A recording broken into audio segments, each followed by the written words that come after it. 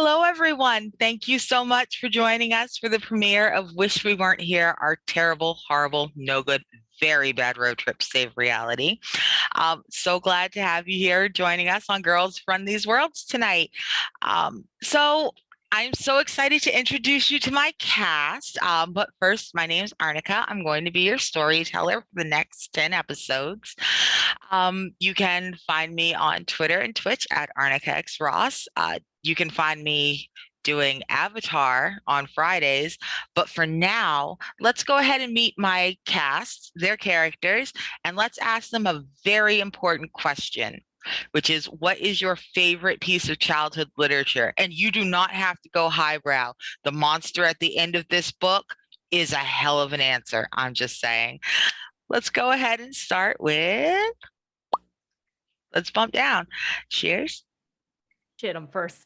Hello everyone. My name is Bloodthread Shears, Shears for short. My pronouns are they, them.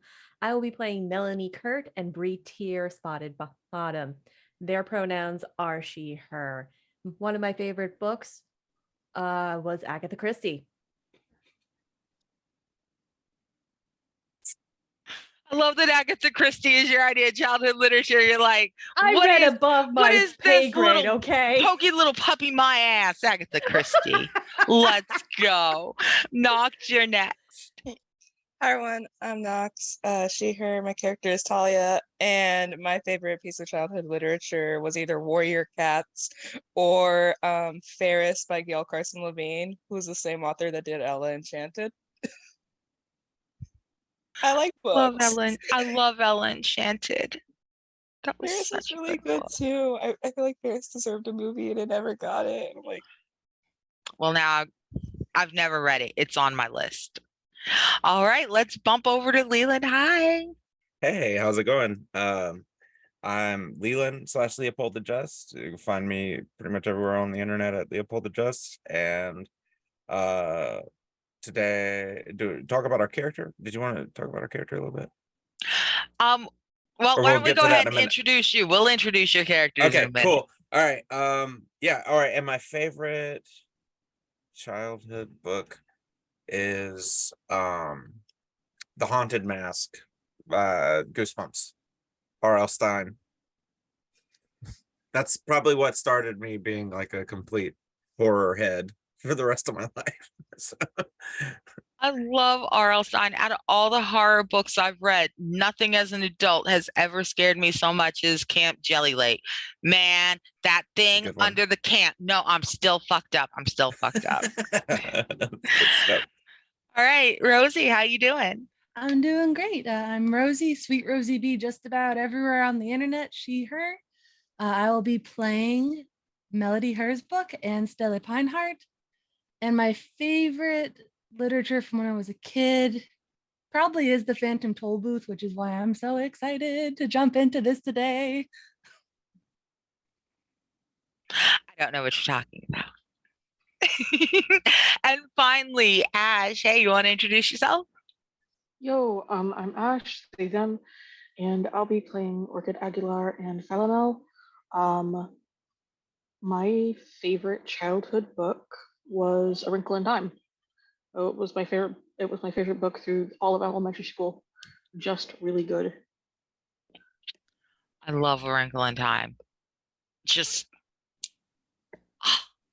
like, I've got other childhood books I like, but that was like my favorite. That was the thing I actually kept going back to as a kid.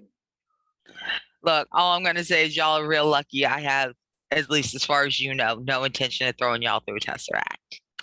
So, with that said, thank you so much for being here. Why don't we go ahead and get started? So here's the thing. The world is cyclical. The universe moves in cycles, in waves. It comes, it goes, it's in, it's out. It's born and it dies and it's born again. I mean, shit happens. Like, universes end. It's just what they do. But they don't always tend to end at the same time. That's where the problem comes in. One or two universes ending here or there, who cares? It's the nature of the beast. But when they all tend to fall apart at the same time, there are consequences. It ripples through all of reality. And when it does, it tends to wash up on. We are like the beaches of a small tropical island that's being abused by large first world countries, in that all the shit washes up where we are. So when whole universes and realities and worlds start to cave in on themselves, it affects us. You may have seen it as you're looking around right now. Not that this is really happening, but if it was, you'd certainly see signs of it every day. So why don't we start? Shears, why don't you introduce your character? Why don't you tell us who you are and where you are? On the East Coast, in the eastern part of Long Island in Port Jefferson, New York, just outside of the downtown area, close to the docks by walking distance, but not far enough, but far enough away from the tourists and the occasional Santa Con. There is a small house, and in that house is a woman in her 30s. Dark hair, dark eyes, very pale skin, sitting at her desk. Around her is stacks upon stacks of research, some of which are medical journals, others are cold cases. A couple of them are airtight sealed canisters of fan works and fan letters, all addressed to Melanie Kurt. Melanie is a award-winning author. Her series Called into the Pines is now in talks of a film deal after she had wrote it many years ago, and now is trying to come up with the final book in the series that chronicles Samantha, Sam, and her adventures in the pines. Playing in the background is a mix of jazz, ragtime, old American folk music, music that is so old that nobody knows who the hell wrote it. And playing intermittently on repeat is Where Did You Sleep Last Night, as sung by the late Kurt Cobain when he was still in Nirvana. Is it the MTV Live version? Of course it is. Of course it is. All right. I just want everybody needed to be in the moment with us. Don't imagine the studio, please. It must be MTV Unplugged. Anyway. It's not the first time Melanie has had complaints from her neighbors, because when she plays the same song, especially if she's working on something, her windows cannot be opened. Her third book was done during a heat wave, and it influenced her book. No, not shut up inside. So, Melanie, why are you so particular about your windows being open when you work? Did something blow all your pages out the window once? Did they land in the harbor? The breeze is nice, and the air conditioning broke. So, as a strong breeze, it's a pleasant breeze. It catches in off the water. It comes in through the window, blows your hair back. It's ridiculously refreshing, actually, but it ruffles the pages of your book. And when it does, it flips them away from the page you're using with more force than really just such a playful, gentle breeze should have. And it flips to a strange page. Your book does not have this page in it. You know this book. It's an old one that you have had to use, you've gone back to for research many times. And there is a new page in that book. It is not numbered. It is not typeset. It is handwritten.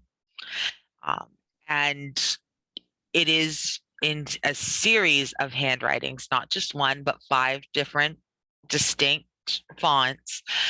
And it pleads for you. It's asking for help.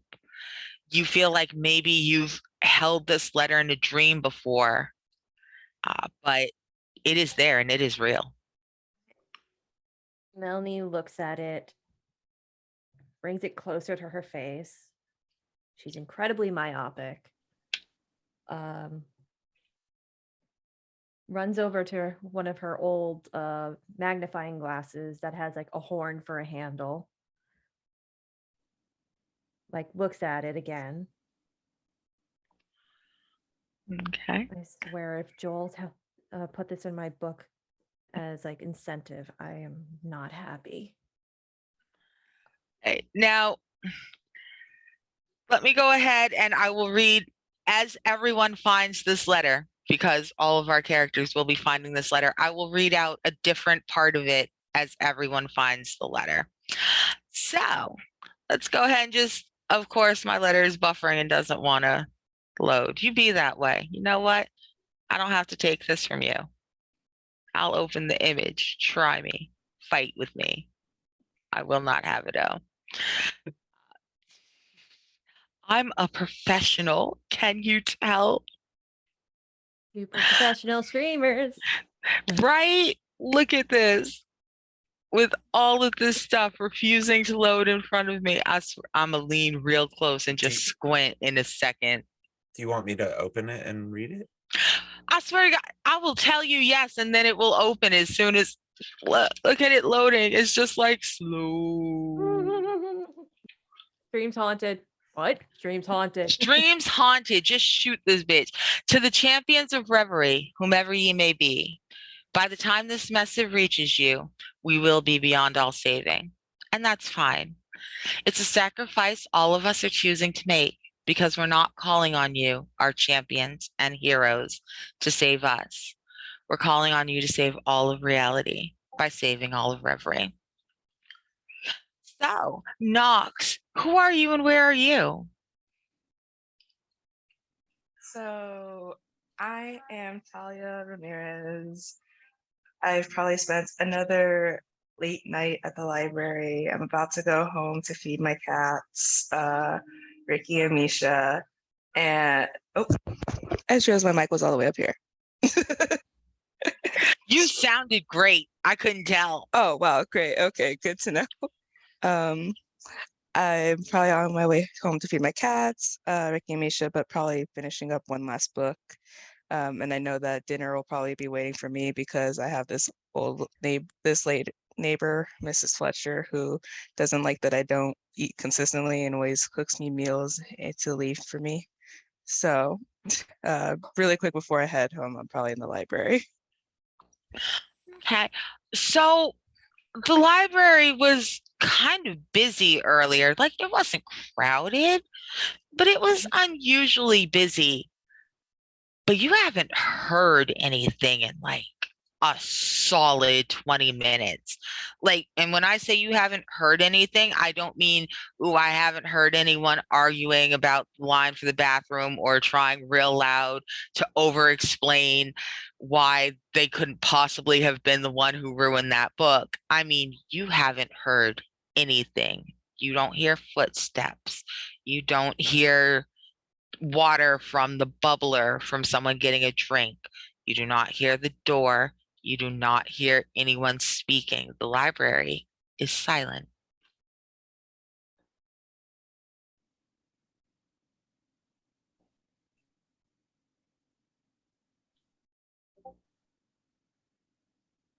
There we go.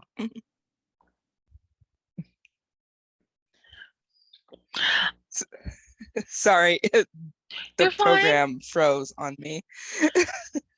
You're fine. So what was the last thing you heard? I'm not hearing anything. Like it's just nothing. Okay, you can't hear me now? No. That was what you were telling me. Okay. Okay, good. So yeah, no. The program froze on you. You can't hear anything at all in the library.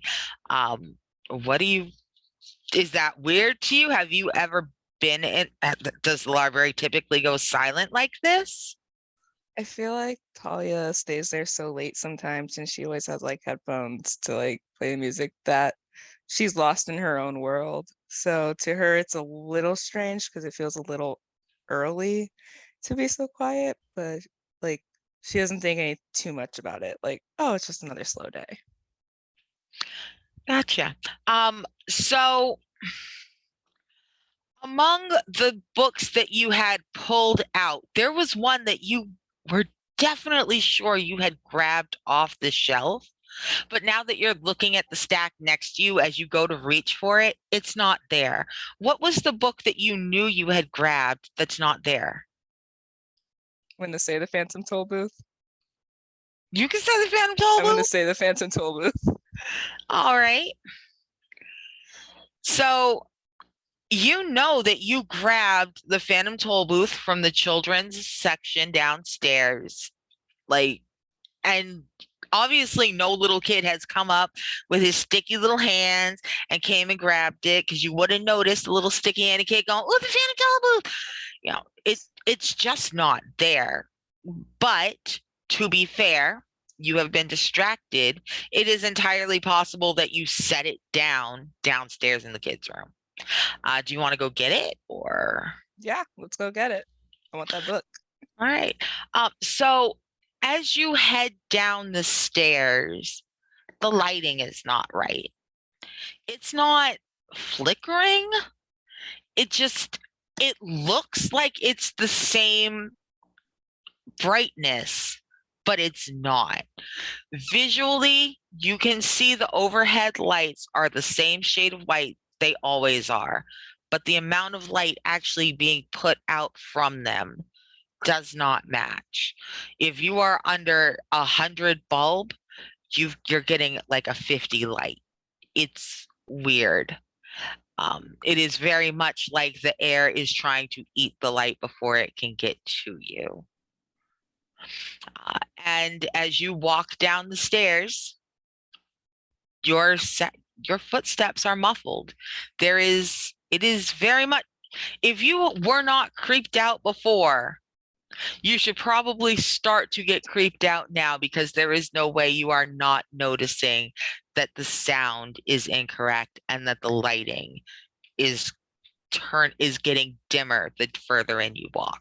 I just really quick want to stop, bend over, pull my knitting needles out of my boots, and like slide them up my long sleeves of my flannel really quick, just so in case something jumps out at me, I can stab them. I love that you said Slender Man gonna catch this crochet. You make my heart happy. So nothing jumps out at you. Nothing. There's no spooky dude in the corner. There's no cackling voices. There's not sounds of little footsteps upstairs. None of that creepy shit happens. You absolutely make it down to the children's room. It should be locked. Like the lights and everything are off, but the door opens when you reach for it. And you can definitely see you absolutely left the Phantom Toll Booth in the children's room. Like, you don't remember going over to the section where the toys are and leaving it underneath the light just so that it can be seen through the glass. But obviously you did, because that's where it is. I've got to stop listening to true crime podcasts so late. Like, it's starting to get to me. I've got to stop doing this. I'm just gonna You get the do. book. You need to stop doing this to yourself. Like, you're creeping yourself out for no reason. Obviously, nothing's happening. You are in a perfectly safe, normal library. That said, as you approach and pick up the book, there is a piece of paper sticking out of it. It is larger than the well-loved paperback. You can see that it is a heavy, thick parchment, like where would you even get paper like this? Certainly not at the library for kids to scribble on. It is weighty, it's fabric thick, it's embossed along the edges in a gold scroll work. And as you lift it up closer to your face, you see that there's a paragraph and it says to you, as it does each time of dying and rebirth, the void threatens to engulf and destroy our world. Without our world of the fantastical, your world of the mundane withers away, becoming a dangerous, loveless land without hope or empathy before it tears itself apart. The fantastic lands are more easily navigatable, understandable, and far less dangerous when our champions are human children, and their weapons are innocence, playfulness, belief, love, and hope. Like, what are you going to do with that? What now? That's weird. I'm just gonna chalk it up to someone had a really weird creative writing prompt and for some reason needed the Phantom Toll booth to do it and left their homework here. They made a copy. It's late. I'm tired. I'm clearly tired. Like I need a nap. I get that. It is late and you do need a nap. Are you going to leave that kid's homework so that they can find it in the morning, or are you going to take it with you because it's kind of cool? I'm gonna take it with me, and because I come here every day, I'll just bring it back. But also, I don't want this to get thrown away. You know what? That is real nice of you to make sure the janitor doesn't throw away that kid's homework. So I'm going to go ahead and let you make your way back upstairs to where your stuff is. Let's go ahead and check in on Leland. Hey, Leland, where are you? Who is your character? Okay. My character. So where? Okay. Do you want to know like the location of where my character is essentially, or like what my character's up to right now? Why don't you tell me who you are and what you're up to, and we'll get around to your location. Okay, got it. That sounds good. All right. Yes, my character is a wealthy, rich kid named Rhett DeVille, uses he, him pronouns. He has pretty much squandered like every opportunity his wealthy family has given him to take some money that they give him and do something with. And he's always just like, he's got very bad spending problems. Like he's a materialist, he needs stuff. And it's gotten to the point to where he's pretty much been banished from the DeVille family wealth. Not your trust fund, right? Yeah. And his mother slipped him like a decent chunk of cash in his account without his father knowing, and he's been living off of that and hasn't even really used it to better himself in any way. He's like actually almost run out of it, and doesn't really know what he's going to do. So what he's up to is he recently went to a karaoke event at a local lounge / bar or pub, depending on where he is. And he went with a couple of friends, a friend of his named Mikey and another friend of his named Stacy, and they went and he basically just sort of sat in the back of the booth and just watched them sing, and he cheered for them like very enthusiastically. He's really good at like making his friends feel good, so when they would get done, he would like have all sorts of cool like positive criticism for them and the way they perform and stuff. But anytime they would try to get him to go up there and sing, he just was in too downer of a mood to do so. So after they end up leaving, he has a drink or two by himself at the bar and then wanders his way back out to his car to kind of just sit there and listen to music and sober up a bit before driving home. I feel like I should very apologetically let you know that my GM notes say Rhett the karaoke buzzkill. That's that's perfect. Um, so as you wander out to your car, the weather was nice. I mean, it wasn't like, ooh, it's unseasonably warm, but it was nice for a fall evening. But it has gotten cold. A thick fog has rolled in, and it is wet, chilly. It clings to your skin, uh, and it feels kind of, man, there's something they have polluted that. I don't know if it's the new factory. I don't know what they're putting in the shoes or the gas or what they're putting in something, but there's like a oily, heavy presence to this fog as it touches you. You will be very glad to be in your car, to get home and shower it off you. It's not enjoyable. But you do make it to your car. Nothing jumps out at you. You're just walking from karaoke to your car. It's fine. Um, Hop in. What kind of music you playing? Um, my character likes he likes a lot of different things, but he's been in a funk mood lately. Okay. So, it's that good. You get in, you're still a little drunk. You're not going to try to drive nowhere. That's an asshole thing to do.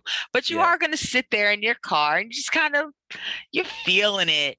You're working your way up to the parliament. You're not ready to just jump into parliament. You got to get to George. But you're halfway to George. You're enjoying it. And it is just as you reach in to your glove compartment, pull out your CD book because you are so retro. It's gone back to rich kids having CDs because anybody can stream. This is physical media, bitch. Yeah, that's So fair. it's an old school retro aesthetic thing that you're flexing with as you reach in for your CD book. You look over and you just so happen to see that there is a neatly folded piece of parchment on your passenger side seat. There was definitely nothing in your passenger side seat when you left for karaoke. There was nothing in your passenger side seat when you got out and went in the bar. In fact, you're pretty sure there was nothing in your passenger side seat when you sat in your car 10 minutes ago, but it's certainly there now. Okay. Yeah, well, that's definitely, he knows he didn't drink that much. At least to start hallucinating. So that's quite startling. He's going to like close his eyes and like open them and see if it's still there. Oh no, it is totally still there. Okay. It is there and looking right at you, just real thick, heavy paper. You can see the light, the street light just barely cuts through that fog, but where it does, it really you can see that embossing on the side is probably not like gold printer stuff. It is at least like Hobby Lobby grade At least. gold leaf. Okay. Well, he's gonna poke it, see if it's real first. Just like a quick little prod. I assume it's real. And well, what do we have here? This is quite strange indeed. Let's open this up. I guess I just missed it. So as you open it up, you see that you have received, you do not know it yet, but the exact same letter that everyone else has. And as you pick it up and read, you can almost hear a layering of voices reading it out with you. The void has never been this strong. The void has never been this terrifying. This is not the work for children.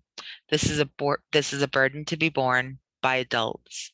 We need your guile, your rage, your strength, your experience, and your logic. I know you have seen the corruption of the void, polluting the mundane already. You must save our world, champions, or there'll be nothing left to save your own. We beseech ye, Come quickly. All reality rests in your hands. Well, this is quite interesting indeed. This is clearly, he thinks to himself, well, this is clearly written for me. It listed off all of my best traits. And then he's going to put it in, he's gonna unceremoniously just fold it up like a normal piece of paper and like put it in his fanny pack. No, not a fanny pack. I'm wearing one right now in real life. What, you want to You're fight? leaning into that retro thing. You're like, yeah, my CD changer and my fanny pack. Show it. Show it. Yes, fanny pack. Rhett's still making mixtapes when he goes on a date. Oh yeah, you know it. Oh. Okay, but the CDRs. mixtape is a flex. I love a mixtape. All right. So you've got a fanny pack with a letter listing all your best qualities, definitely written specifically for you. For sure. So what's you and your fanny pack gonna do? Are you gonna take it in, show your friends? You gonna what? Yeah, that's actually a good idea. Yeah, no, it's a good idea. I need to walk off this alcohol buzz a little bit more anyway.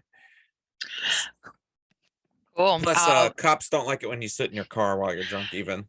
They do not. You will get ticketed for that. Yeah, almost happened to me once in real life. Anyway, I digress. I'm gonna go Right. inside. Just for real though, for anyone watching, Yeah. if you're not old PSA. enough, let Auntie tell you right now, the cops can and will ticket you for sitting in a car under the influence because you can't prove that you weren't about to drive it. And I never ever take a cop's side for anything, but they're not necessarily wrong on that. Anyway. So let's leave Rhett getting out of his car into this very thick fog that's thickened so much that he can no longer see the edge of the bar, but it's fine. You know where the bar is. It's cool. And let's check in on Ash.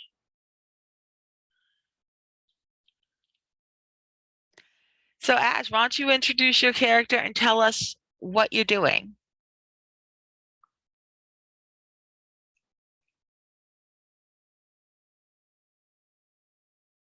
You're still muted, Shug.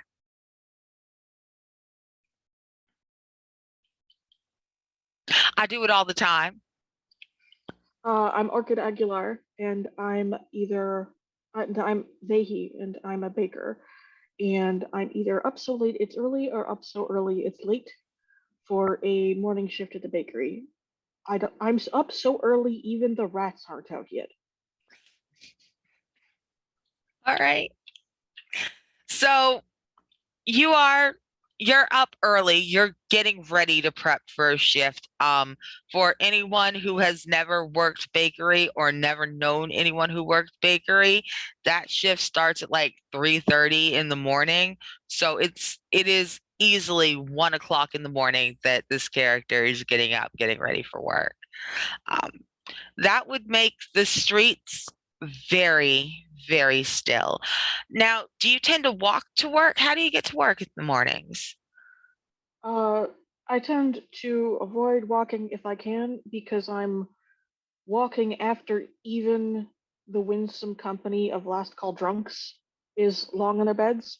So I take my absolute piece of shit of a car that has 4 different colored doors on it and count on it and pray with it every day. It is the only way I will go to church is with that car every day to work. All right. So as you get ready for work, you've climbed into your junker. You know, she started with her normal throaty emphysema cough of a purr, the way that, you know, she kicks over for you every morning. That we gonna die, but not today. Start a real of a chewing car. tobacco cough. Yeah. Not that I've ever had a car that makes that sound. I'm definitely not intimately familiar with it. So My current car makes some noises. So anyway, Yeah, I was Yeah, about to say same. I got about 6 months for the van starts making that noise. Anyway, Go to mood. so you get your stuff ready, you get out to the car. The streets are empty. Like even for this time of day, it's almost 2 at this point, but there's always a couple late stragglers. Someone's on the way to the after party.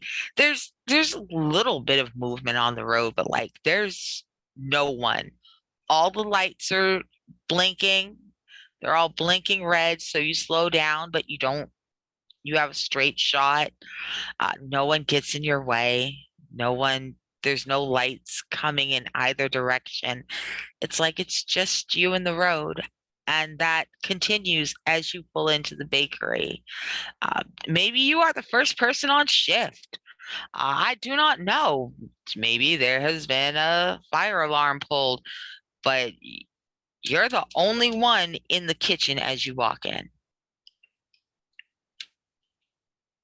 Uh, yeah, I am the only one in the kitchen. I get there first, and I'm unnerved because, well, that's not right. I know what traffic on the work is supposed to be like. Like, there's not any, but there's usually another human being. But I've decided to ignore it because it's still better than the few times I've left even earlier, and the cops are still out trying to catch people leaving second shift. So I ignore it, take it as it is, and start to head into work. Okay. So as you walk into the bakery, now is this your bakery or do you work for someone else?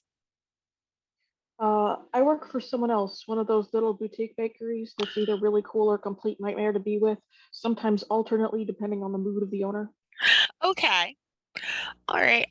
And so it's not a huge commercial kitchen. It's a small commercial kitchen. It's Mhm. not an unnaturally big space, but it it's echoing like it's larger than normal today. Your footsteps in this very quiet space seem to be bouncing off a ceiling significantly higher than the bakery ceiling is. Things are a little dim and it's very hot. Like, obviously, it's hot. It's the bakery, but But I haven't turned any of the ovens you on haven't yet. turned the oven on yet. But it certainly feels like someone has been, like, you guys are like 3 hours into baking bread on Sunday, and when there's a rush, like it's hot in there. What do you want to It do? feels, yeah. Hmm. I put everything down, barely stop for hand sanitizer, and start looking at start looking at all of the ovens to make sure that there's nothing that's been left on, or that if someone broke in, that they didn't leave anything on that would be a gas or fire hazard. Okay. So you see that most of the ovens are off. They are not turned on. There's no light on them. One of them is wide open, like it's turned all the way up. It's easily at 500. The inside of the oven is glowing red, and you can see something lying on the rack of the oven.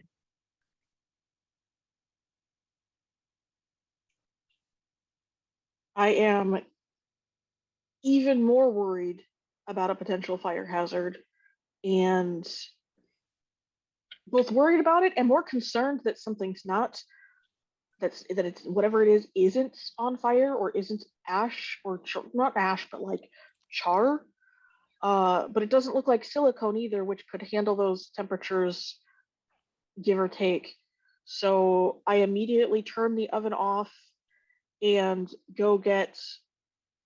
the go get a really big metal mixing bowl, fill it with cold water to drop whatever this is into it, and with some quick maneuvering, some heat protective gloves, and a pair of durable tongs that I immediately have to toss because now they're melted at the tips. I pick whatever it is up and I throw it into the bowl of water. Okay. So as you pull it out, right before you go to drop it into the bowl of water, you realize that you're not holding a metal sheet or a silicone. You're holding a piece of paper. You are holding a piece of fancy. I only see this in children's fantasy movies, heavy duty piece of parchment. It's not even warm. Um, but it is glinting in the light of the oven, which you turned off, but it is still glowing a very baleful red behind you. Um, Despite having turned it off, it certainly seems to still be pumping out heat at 500 degrees. And as you look closer, it is the light of that oven that illuminates the letter so that you can read the very end of it, where it says, "If only we could have thanked you in person. With plaintive words, we beg you most humbly. The princesses Rhyme and Reason, 7th of their name, Her Royal Majesty, Alice the 25th, Lord over all high seas and deep woods, the Pan, and the Ozma Tipperariat, they who may be Lurleen, 15th of their name. You have received, although you do not know it yet, the exact same letter as the rest of these characters, as the rest of these players. All of you have now been invited by weird and anomalous means to help someone, 5 someones in fact, in a place called Reverie. So what do you want to do with this unburnt paper in this hell oven behind you? What's up with that?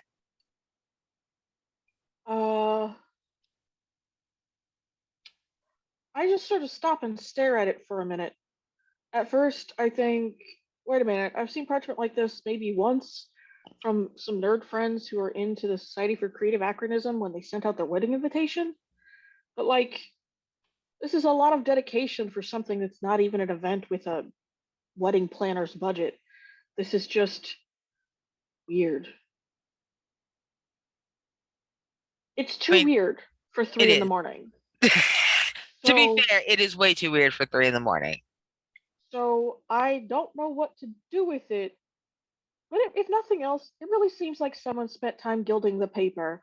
And I've dabbled in calligraphy once or twice. I know that doing all that special stuff, it can be, it's a pain. It's difficult. Someone spent time on it. So even if it's the world's weirdest, lowest effort prank, I fold it up carefully once I'm sure that the temperature is not exceeding a certain amount. Before I even come closer, I whip out the infrared temperature gun and keep scanning at it from a few paces away. I get closer and closer as it cools down. I don't know if y'all have seen that. You can I get a love thing those that it's things. the pew Oh pew yeah. pew. It super helps if you've got a dodgy oven, but also to make sure that if you have something specific temperature time sensitive that you don't screw it up by putting it into a cold oven. Um, No, and I every single make it time, an end of shift problem. well, every single time that heat gun tells you that that parchment has never been warmer than room temperature. So I'm gonna leave you to go ahead and set that. Go ahead and start your baking because this is a perfectly normal day and nothing will go wrong and interrupt you. Let's check back in with Melanie.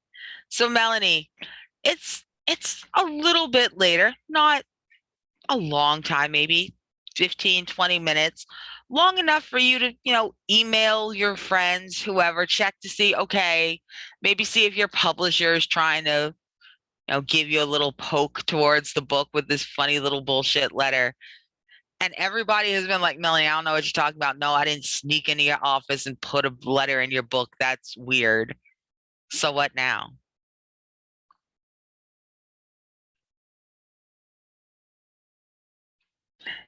You're still muted.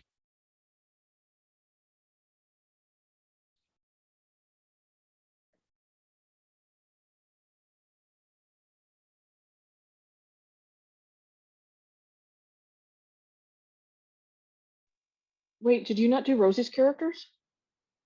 Did I not do Rosie? Rosie, did I not do you? Okay, so everybody was just gonna let me do that, huh? Thank you. We did mention it in chat. I didn't know if you were gonna circle back round or I had literally Go just hide under my moved dress my form now. Thank you very much. I had literally just moved my chat window too so that I could check the Discord. I was Which meant like, that I was Melanie hiding. and Melody sound a lot similar. I yeah. couldn't tell. Maybe I was just mishearing it. Melody. Rosie, will you please introduce Melody? Certainly. So she's been hiking since early this morning. It was cold. It was before the sun comes up. And she's finally made it to the tree line where there is this sort of open clay field that leads into a clay deposit cliff. And she looks and she spots something unusual, something precious. And she kind of positions herself closer, nearer to it, pulls out some tools, and very carefully starts picking and brushing away at it, doesn't want to break it. And she's here for hours to the point that the sun has burned off the cloud cover. It is starting to get quite warm. Sweat is pouring down her cheeks and her temples, and her legs are starting to cramp as she shifts positions, trying to get this thing that's very awkwardly placed in this deposit. She's scraping and brushing and doing everything she can to not break it. And it comes out with a little, and she holds a very small fossilized mollusk. It's hundreds of millions of years old. And she examines her new treasure in the sunlight. It is calcified. It's not anything that anyone would consider pretty, but it is precious to her. And she opens up this wonderful geology textbook she has, riddled with handwritten notes, and flips to the page about Paleozoic crustaceans and mollusks and fossils, and starts jotting in new notes with her own little precious specimen that she carefully puts into a little specimen baggie that she keeps in her pocket. All right. So I love this. I will dig fossils all day. I'm gonna have to show y'all my ichthyosaur next week. I have a baby ichthyosaur fossil. Skull and some vertebrae. Oh yeah. Anyway, see y'all about to distract me talking about fossils. So it sounds so is Melody a paleontologist? Is she an amateur geologist? What's got her out here digging fossils on a warm, sunny fall day? She has dedicated her life to geology. She's already gone to school, she's gotten her degree, but she is specifically continuing the work of her father, who was dedicated to specifically the Appalachian Range and studying those very ancient, the oldest mountains on Earth, and figuring out what lies underneath and buried within them, whether it is minerals or fossilized creatures. How does a sea mollusk end up on the top of a mountain? It is utterly fascinating to her, and she wants to continue the work that her father had been doing decades ago. All right. So you have a lovely day. I just want you to know that your finds today are fantastic. You will definitely find at least 2 more little mollusks and 1 really nice plant imprint. So that's great. Unfortunately, you would swear, Melody, you would swear that you know this area. You have dug here before. This is a place that you are allowed to be. The people who own this land get excited when they know you're coming because you always send a picture to their kids, and their kids like, these are the fossils that the paleontologist lady found on my, he's big shit in 1st grade from these pictures, just so you know. You know this land almost as good as if you owned it. And yet definitely, you have definitely taken you took the wrong left to Albuquerque, boo, because this is not where you should be. You should be like within 100 yards of your car. And instead you haven't circled around because you can't find where you were digging either. Uh, you lost. You are lost in a area you know really well among trees that you would swear are not even this big in this part of the forest, and you definitely have not walked the 4 hours necessary to get deep enough for them to be this big. And yet here you are. So what you want to do now? I'm gonna look up at these absurdly big trees, kind of look down at my field notes and puzzle over it and look back at the trees, look at the angle of the sun and try to orienteer and figure out where I am, and realize quickly that this does not match up with the maps or my understanding of this land.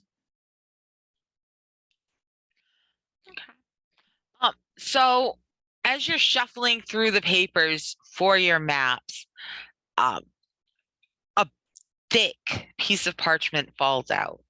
You notice that the very first line of it is a bright emerald green. The calligraphy is gorgeous. The very last signature is done in the exact same green and calligraphy.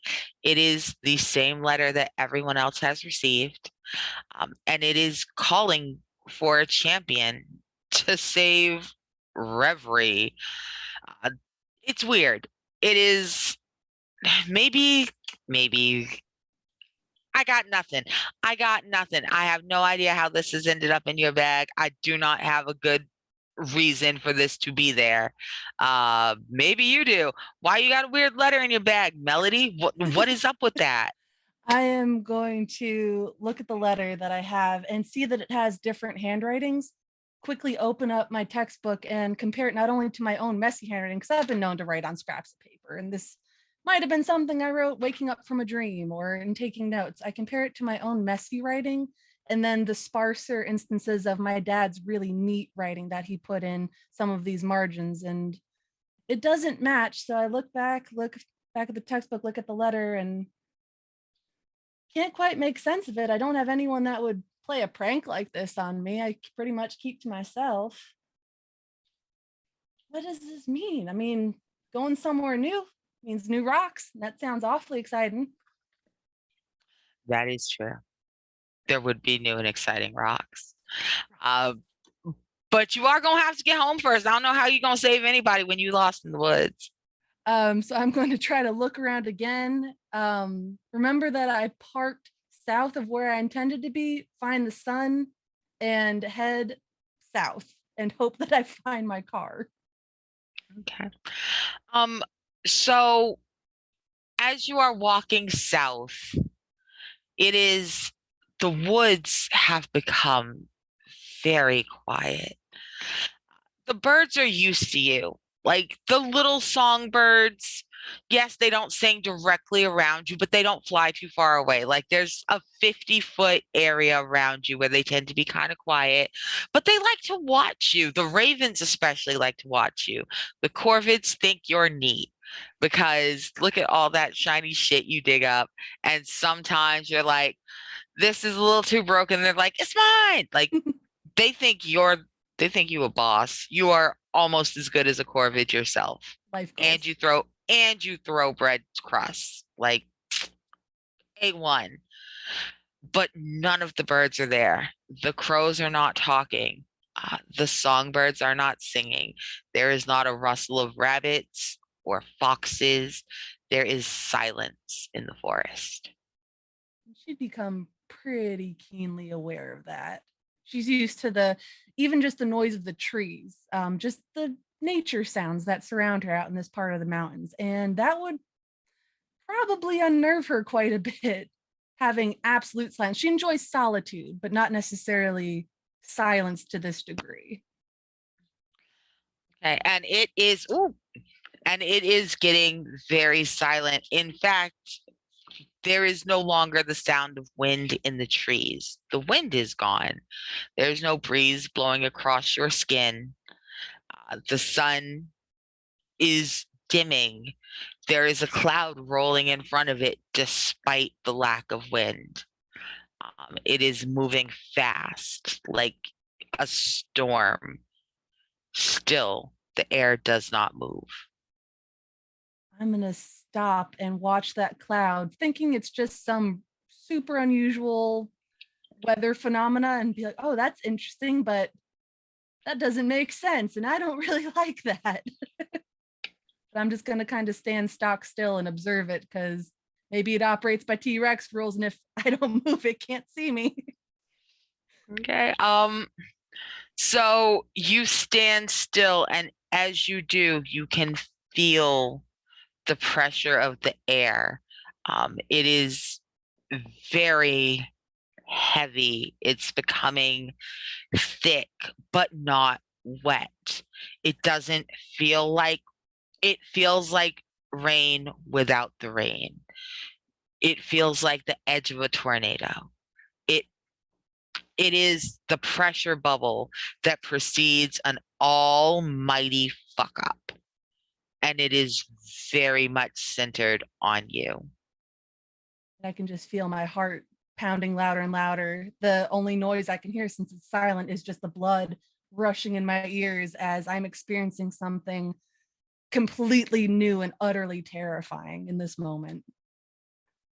The sky rumbles, and suddenly there is a crack of lightning. It flashes just a couple 100 yards ahead of you. It smashes into a tree. The tree bursts into flames. I mean, I'm not going to tell you what to do, but I would get the fuck out of there. Yeah, I'm gonna like have that pause, that utter shock at being that close to lightning, my ears ringing from it, and then I'm just gonna book it in completely the opposite direction, not paying attention to what's north, south, east, or west anymore, just getting away from imminent danger.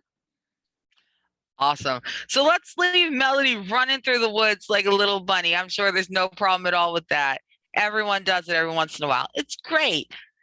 So now let's check in with Melanie. There we go. Let's go back again.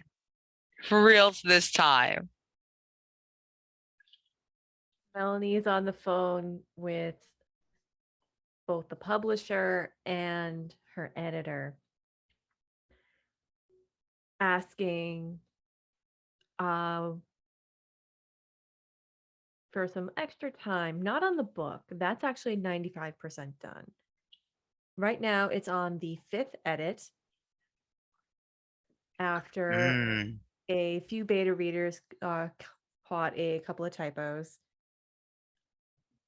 And this is about the movie deal and courting Netflix.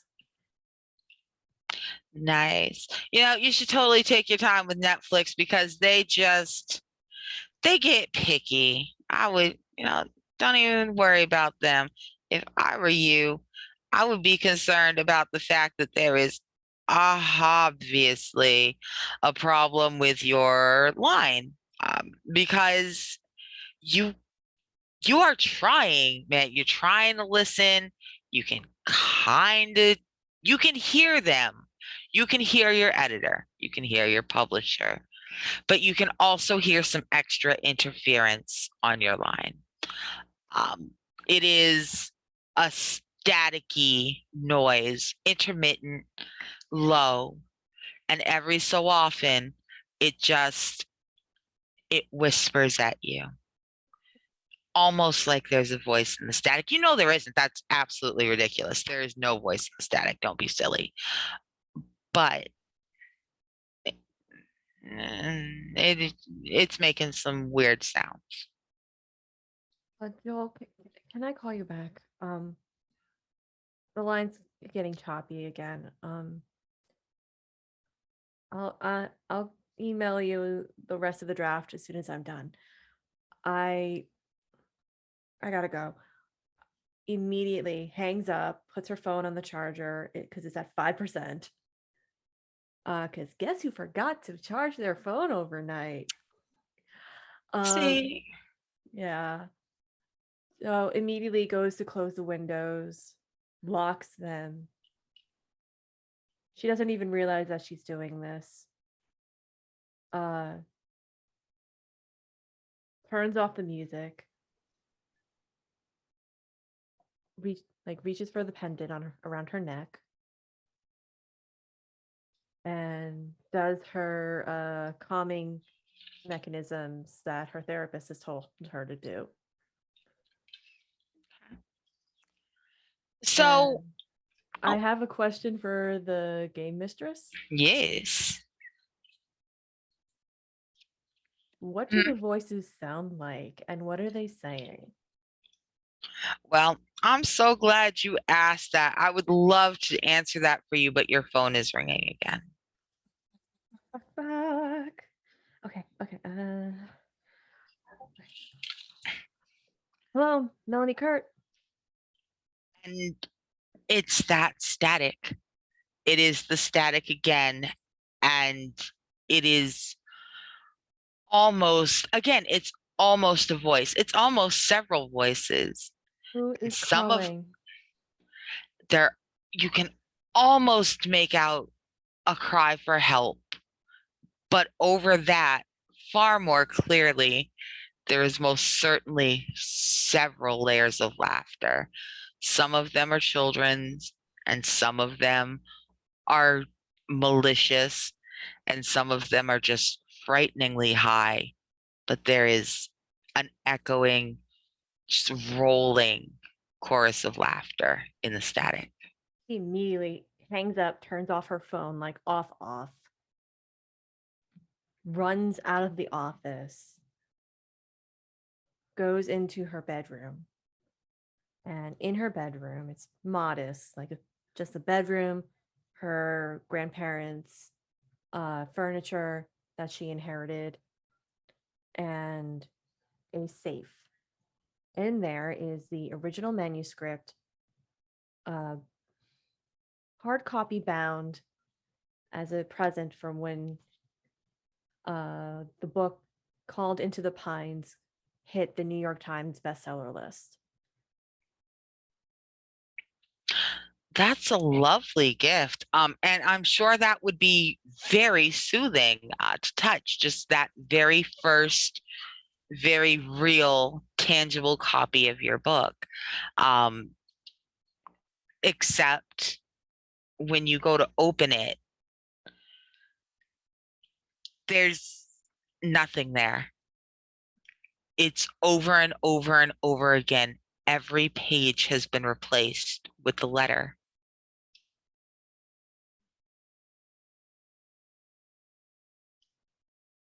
You will take that book out, and along with it is the original draft, handwritten in a very, very beat up leather-bound book.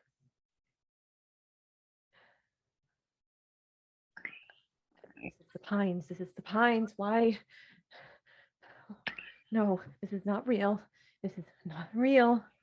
So as you look at at first, your hand draft looks fine. This is definitely your handwriting. The notebook has not changed. It's only as you look closer and start to read it that you see that it is your handwriting. It is your childhood handwriting. And every single page begins to the champions of reverie, whomever you may be. Real. This isn't real. This isn't real. Upstairs, your phone begins to ring again.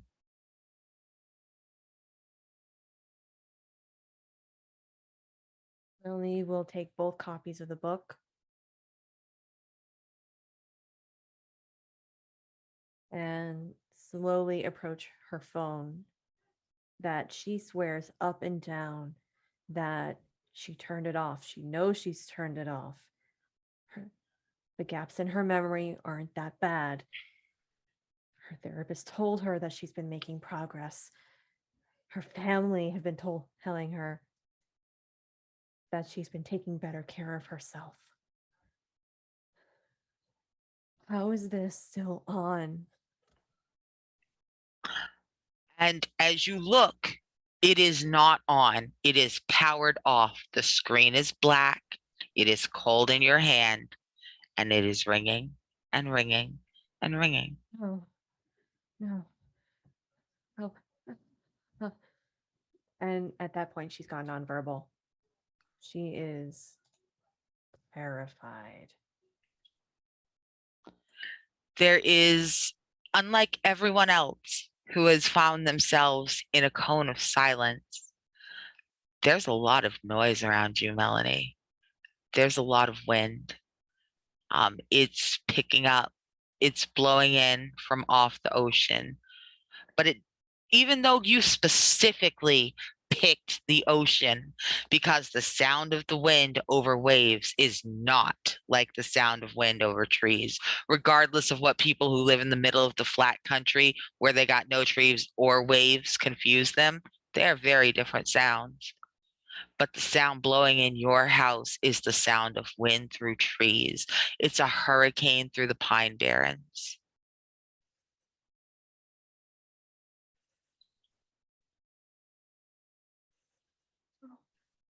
No, no, no, no, no, no. And on the faintest edge of it, it's calling your name.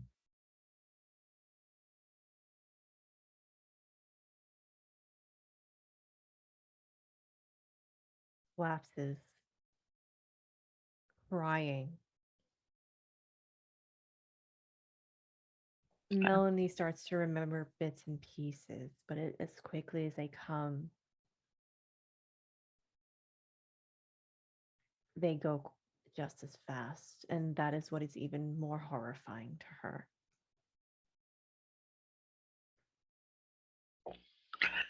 All right. So these memories are racing through you, in and out. Just the barest flickers. The second you think you can grab one, it's gone.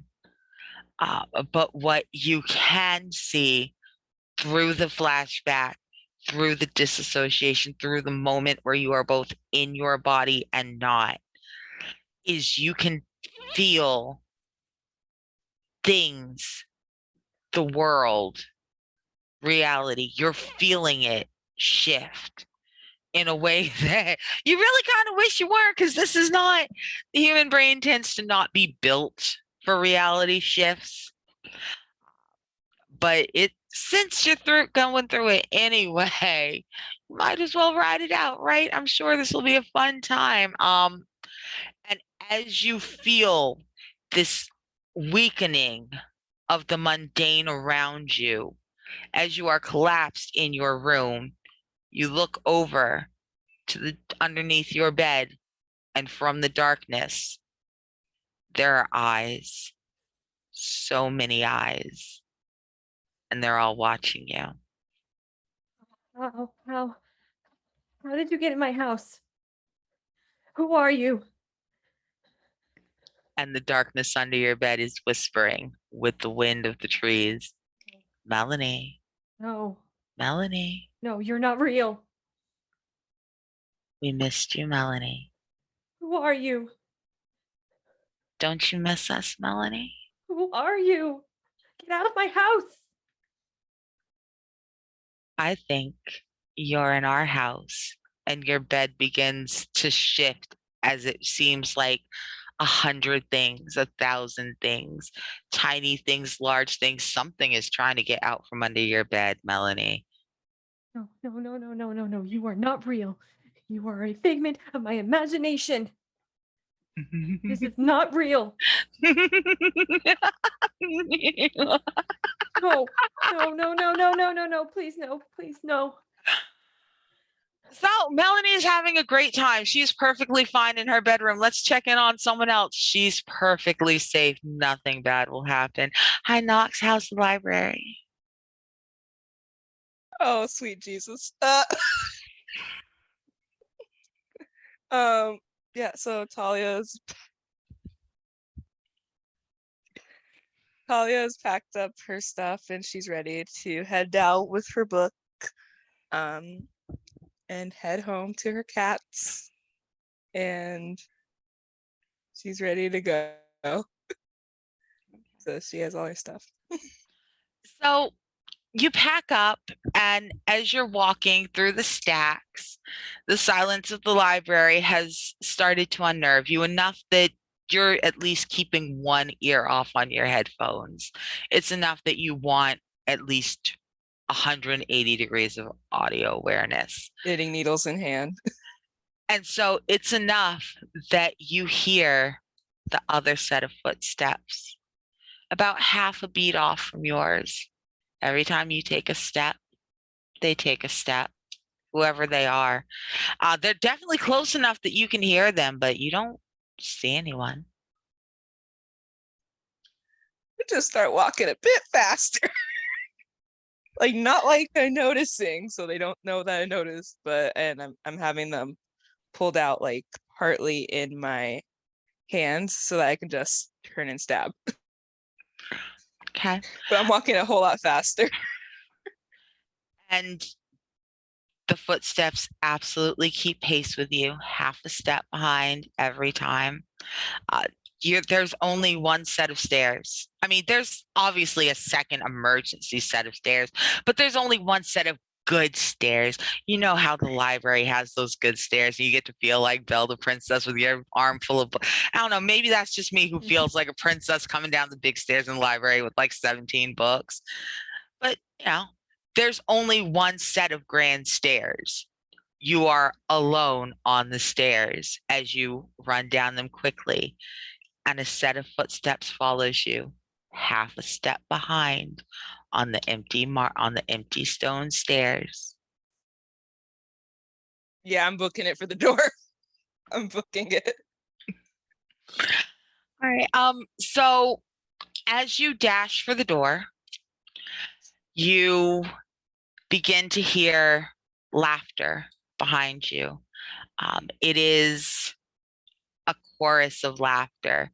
It comes with a roar of static and of wind, and an oily, heavy silence underneath it, as if it's choking back 1,000 sounds it wish it were making that were far more frightening than the laughs you're hearing. And as that sound chases you to the door, the footsteps stop being half a step behind you, and they begin to close in. They begin to be almost exactly the same as yours. I don't know what's in there with you, but it sure is coming fast, Shug. Nope. She is running as fast as her knees. She's really glad she's wearing her braces today because she did not know it's going to be a sprint day. She is just booking it for the door. She's not even going to look behind her. Like, we ain't doing that. I've watched too many horror movies. I ain't doing that. Like, I'm not looking behind me. I ain't stopping. I'm running to the door and opening it. You know what? That's how you do it. Whatever that is, let it get you in your ass. That's right. But today, it's not going to get you in your ass. Your ass is whole today. As the steps become close enough, as you start to feel like you don't feel it touch you. There's nothing there to touch you. There's nothing there. There's nothing there except for obviously laughter and chasing footprints and the feel of something about to touch your neck. So close. The wisp of a grasp just barely missed on the edge of your hair as you slam both hands into the library doors, throw them open, and do not step out onto the library steps. Instead, the door that swings open is the door to an abandoned gas station. Oh, hell no. You can see that at some point it had a logo of some kind that's been scrubbed away, worn out, it's gone. You can see what used to be the pumps pulled up and emptied, skeletons coming out of the ground. The sky is black behind you. The sun is setting in front of you. The wrong direction, but it's setting. I don't know why it's setting to the north, but it is. The things are not this is not the library. This is a rest stop somewhere in like butt fuck Missouri. It's off one it you know what, it's not even in Missouri. It's like in Hershey, Pennsylvania. It's off 495. Okay, it's in a place where there used to be mountains and now you can see the remains of strip mines, but you can't see that either. It just feels that way. The desolation of the empty road is made manifest before you in this crumbled parking lot, in these cars set aside, abandoned, no one in them, in the brick restroom, all the way on the other side of the parking lot, because of course it is, because that's what makes sense. Rest stops, putting the restrooms way over there, and then the place where you get your food and your drinks way over here, so that you have to cross them at 3 o'clock in the morning with no lights. It's fine. I traveled a lot as a kid. So the door swings shut behind you, and as you turn in shock, because I mean, what's worse, being in a this is not the library or the library of hell? Maybe this is not the library is worse, the library of hell, but you can't decide because door is locked behind you and it will not open again. Can I try to like break a window or something? You sure can. So go ahead and you can walk up to any window you want to. You can hit it with anything you want to, but the glass doesn't break. Okay, this is lovely. Oh God. I'm gonna have to go explore the gas station from hell. This is gonna be lovely. Yeah, what looks less murdery? The food or So as you look around, you see that there are 5 cars, a smattering of trucks, and a handful of motorcycles just scattered around the parking lot, between you and the far off restroom. The restroom there are lights right over the door. They're a dim orange sodium. They flicker. There is, if you have never had the joy of traveling in the middle of the night along 495, particularly 495 in the mid 90s, before they really started updating some of this stuff for safety, then you may not be familiar with the bathrooms that are facing you, which is it's a low, long brick building. It holds like 20 stalls per side. And there's nothing in there but some stalls, 20 stalls per side, 3 sinks per side. Ew. And like a little curtain wall that's just tall enough that you can if someone's tall enough, you can see the top of their head to see if they enter or exit. But other than that, it preserves your privacy so that no one knows you poop on the road. Whatever. So there's that, and there's the locked up gas station, but that's it. I'm gonna go to the bathroom. All right. So I am absolutely going to let you approach this dark and scary bathroom by yourself in the middle of nowhere. It'll be perfectly fine. But let's let you go pee. You don't need help with that. Let's check in with Leland. Hey, what's Rhett doing? So Rhett he put the piece of paper, or sorry, the piece of parchment in his fanny pack and kind of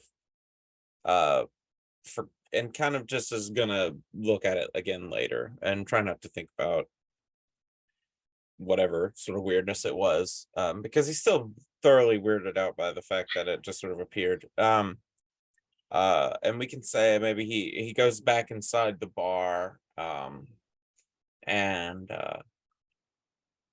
what maybe his friends Is it okay if I just take some liberty with? Okay. Well, Absolutely. all right. His friend. Let's say his friends left without saying anything to him, just sort of heading Your friends more. are assholes though, because you was drunk. How dare they leave you by yourself? Okay, Oh, go ahead. exactly. Yeah, they said. So his friends left without saying anything to him, so he's just gonna get some water from the bartender and with a little lemon in it, and just sit in a booth somewhere and drink some more. When he gets about halfway down his glass of water, he's gonna pull the letter back out again and just reread it and say to himself, "This truly is a wonder. Where the hell did you come from? Looks like this ink was written with a quill. Just an authentic prank, if it is one." So while you're sitting there, lightly sauced, admiring this elaborate prank that one of your friends has put in so much effort, you notice that the music is getting weird. Like, okay, there's real specific taste. You go to certain karaoke bars for certain kind of music. And this one does a lot of import pop. It makes Leland and his friends feel like, they get in the 90s, they were the first people to have Oasis and Semisonic on the karaoke books. It's one of those places where like they have their very own K-pop book at this point. They're very trendy. So it's kind of weird that someone is doing this just dirge version of Running Against the Wind. Like, not the bar, not the place, you're pretty sure they don't even have Running Against the Wind by Bob Seger here. But someone is doing it, and it would be one thing if they were doing a bad job, but they're not. They're absolutely on key. It would be pleasant if it wasn't for the tempo, the way that the music is slowing down like a finger on an old record, and their voice is just, they never miss a beat. They just keep slowing down with it. Wow, I'm imagining that perfectly in my head. That is terrifying. What? What? I'm gonna go up to the bartender. Is there any reason why this such strange music is being played here? I thought I've heard covers played here before, but nothing like this. And the bartender, whose back is to you, who is polishing a glass, doesn't say anything, doesn't turn around, does not respond to you in any way. All right. Suppose I'll pick another pub to go attend next time I want to go cry away my sorrows in a beer.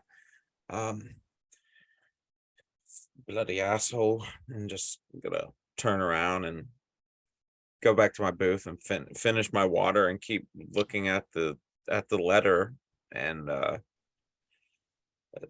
some point, while the music's playing, I'm gonna like try and it starts to kind of drive him a little mad, and he's gonna put his hands over his ears, and this is not something I need to listen to right now. So at first, you'd swear that it's just your hands working, drowning out the words, muffling the sound. But you move one just enough to grab a drink, just some water. You're trying to sober up. You're trying to, chase the liquor out. And as you do, you realize that you weren't muffling the sound until it just sounded dense and staticky. The noise that's being made, both from the karaoke machine and from the singer at the mic, is just a whispering roar of static. I'm gonna approach the person on stage, with my water in hand. Just kind of abruptly too, just sort of have a quick pace in my step as I aggressively approach. What are you on about, mate? This is bloody ridiculous. This is not music. This is driving me. Do you understand what this is doing to people's ears? You play something else. Change the bloody song. The person watches you. They're making steady eye contacts. And the closer you get, the more you realize that their face is not quite right. Their eyes look, if you were to take Photoshop and instead of drawing two separate eyes, just draw the left and then flip it and put it on the right. It almost looks right, but it's not. This person has two left eyes, and their smile's a little higher on one side than the other as they look at you and smile and continue to sing this song of static, this roaring, whispering, hurricane sound that begins to get louder as they lean towards you and the mic. My character's not one to comment on someone's appearance, but he wonders to himself, is this some sort of gimmick? And then he's gonna sort of take some steps back, like slowly. I'm just going to go to my car and sober up a bit more. Can I close out my tab, please? And looks over to the bartender. And as the bartender turns around and looks at you, I mean, I'm not sure how they're looking at you because there is absolutely no face there.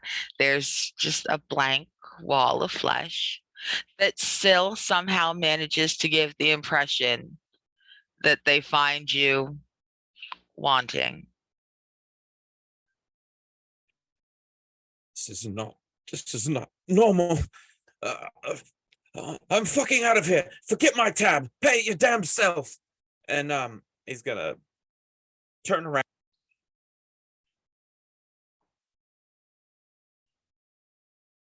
Okay. So, as you turn around, you see that there are people, almost people-shaped things. I'm sorry, microphone. My partner's Bluetooth microphone connected and totally right in the middle of what I was saying. Okay, I just thought you had left it there. I'm like, so dramatic. You're almost as bad as I am for being like, and fuck that sentence, let's go. No, yeah, it just in the middle of me saying something, it connected. Okay, is everything working now? Yeah, I can hear you perfectly fine. Okay, all right, the captions are working, everything else. Okay. All right, my character is gonna knock over a gumball machine on the way out. That's all I wanted to say. It was so stupid, but I love it. Shit. So with the sound of gumballs raining down to the ground behind you, you throw yourself through the emergency exit off to the side because there's quite a few singers between yourself and the main door. But the emergency exit's right there. And as you burst through it, you fall out the gas station door and it swings shut behind you and locks. okay. Good. I don't want to go back in there anyway. So that works out for him. Good. I'm glad because you know what? It works out for all of us because it's actually time for us to take a break. Let's Okay, run them ads, pay them Bezos bills. Oh my Please. God.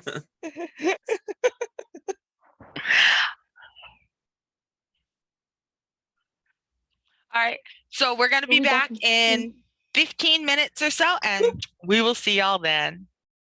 See y'all soon.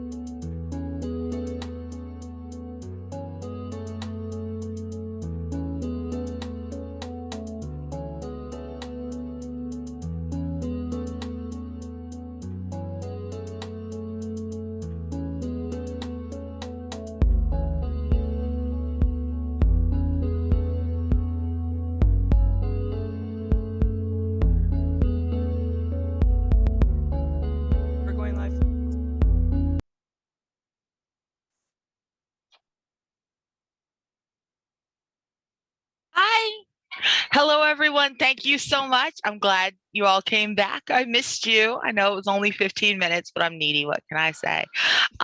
Thank you for coming back and rejoining us on Wish We Weren't Here, our terrible, horrible, no good, very bad road trip to save reality.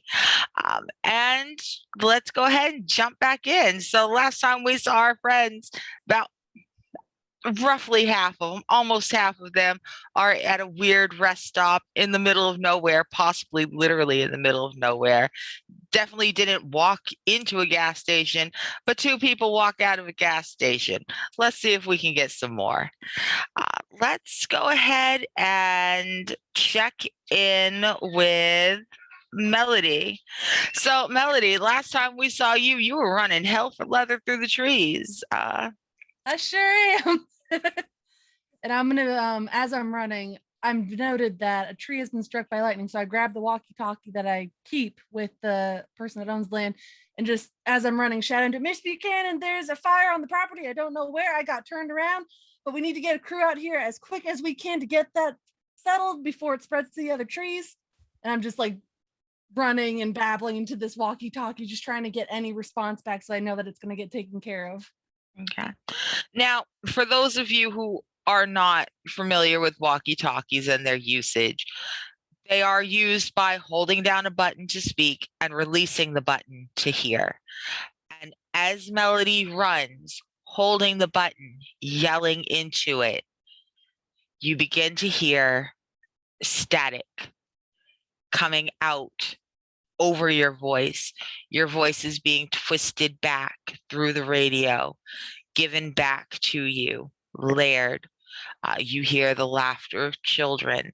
You hear the malicious cackle of an older man, the deep, throaty laughter of a predator about to devour its prey. All of this layered on top of your voice, your words twisted in the wrong order, coming in and out. Oh, we have a raid. Hello, people. Hi, Fuzka. Ooh. Glad to see you. So don't mind us. We're just doing some scary shit. I just have someone running for their life, trying to send a desperate message through a walkie-talkie to let someone know that there's a tree on fire on the property. But instead, all they're getting is static, their own voice giving back different messages, calling their own name with a layer of whispered laughter on top of it. You know, just regular shit. Miss Buchanan, I didn't quite catch that. Hello? And instead you hear Melody, Melody, Melody, your name over and over from a dozen different voices, half of whom are yours. I'm just gonna drop it on the ground. It might shatter, it might not, and I'm just gonna book it even faster. I can't see the sun. I'm trying to find my way, so I'm like, okay, sun's gone. That's normal. That's fine. I can moss on trees. We know how to navigate that way. Moss on trees. Okay, I want to head south. I'm gonna follow the moss. So as you do, you bust out of the trees, and you're not where you think you should be. You're not near the car in any way. You shouldn't even be near the Buchanan homestead. You tend to park pretty far away. But that kind of looks, I mean, it's obviously the Buchanan's house. There's no one else within 10 miles.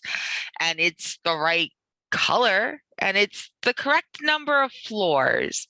Now, the fact that it looks a little crooked, like the wind has already hit it and it's barely hanging upright. Now, that's not how the Buchanan's house looks. Maybe that's probably just fear. That is definitely just fear talking. Don't worry about it. But you should definitely take cover from this storm. Mrs. Buchanan would love to see you. Okay, and I'm gonna approach, and as I do, do I notice if there's any lights on? There are not. There are no lights anywhere in the house. Okay, the power must have gone out. That's normal in these sorts of storms, and they're off grid. It's fine. So I'm gonna head up to the porch, open the door, and go inside because she's never seen a horror movie. So As you approach the porch at a dead run, the wind has really picked up. It's shoving at you. You're barely managing to stay on your feet. It's coming very close to rolling you. And really, the only thing keeping you on your feet is the sound behind that wind, the movement in the trees as if something very large, or maybe a lot of medium-sized things, are rushing at you very quickly.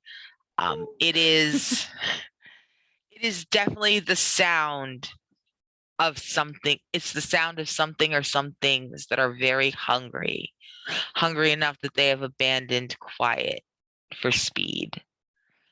So you absolutely rush toward over that bowling heavy wind, the roaring, staticky laughter sound of it, up the stairs, regardless of the fact that there are no lights anywhere in the house. You slam into the door, it flies open, and you stumble out onto the cracked pavement of the abandoned gas station. You can see someone in the distance heading towards a long, low brick building. Someone else seems to be standing a little bit confused in the parking lot. But there you go. You are not in Mrs. Buchanan's house. I'm not, but all the same, I'm gonna yell, Miss Buchanan, Trevor. This is not a kind prank. I'd like to go home now. So there is no response from Trevor or Mrs. Buchanan. The door has swung shut with a very final sounding click behind you. You're not sure how it swung shut. It sure as shit opened outward. You should be between the door and the door frame. You were definitely between the door and the door frame a minute ago, and now the door is shut behind you. All right. I'm gonna look around the parking lot. Note that there are other people here, so that's a little bit reassuring. Loneliness, when it's on your own terms, is nice, but forced loneliness, not so much. Do I see my car? You see a bunch of cars, but not your car. All right. To the person that's not in the building, that's just kind of standing there confused, I'm gonna be friendly. Hello? Hey, do you know what's going on here? Hello?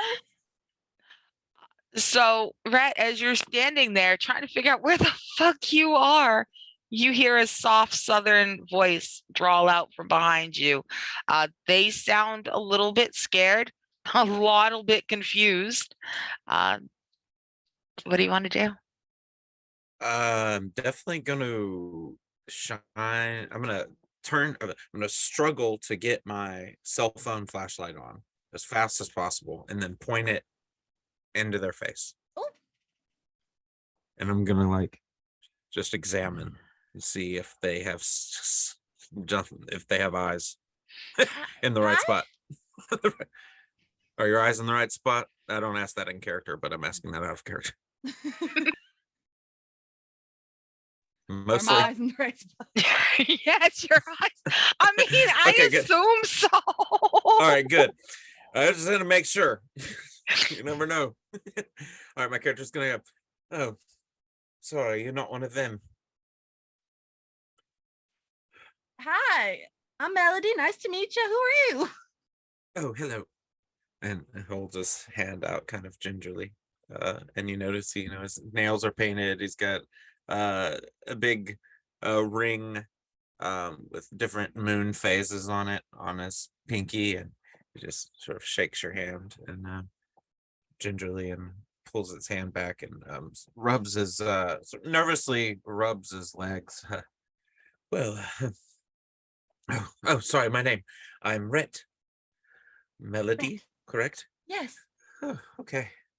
I think I got turned around. I don't know where we are. Oh, well, we're standing in the parking lot of this bar, and inside of that bar are people without faces. So it's good that we're not in there. That.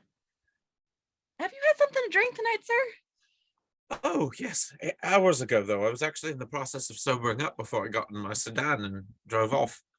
Uh, no, Right. I'm quite sober after that occurrence. Now, I would imagine.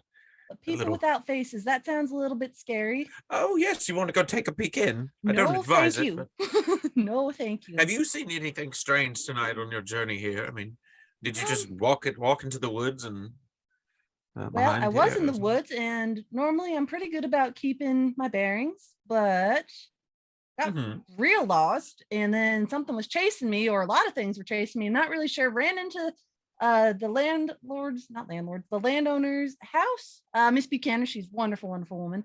But this is definitely not Never her house, heard of even her. though that's where I ran to. Oh, okay. Well, um,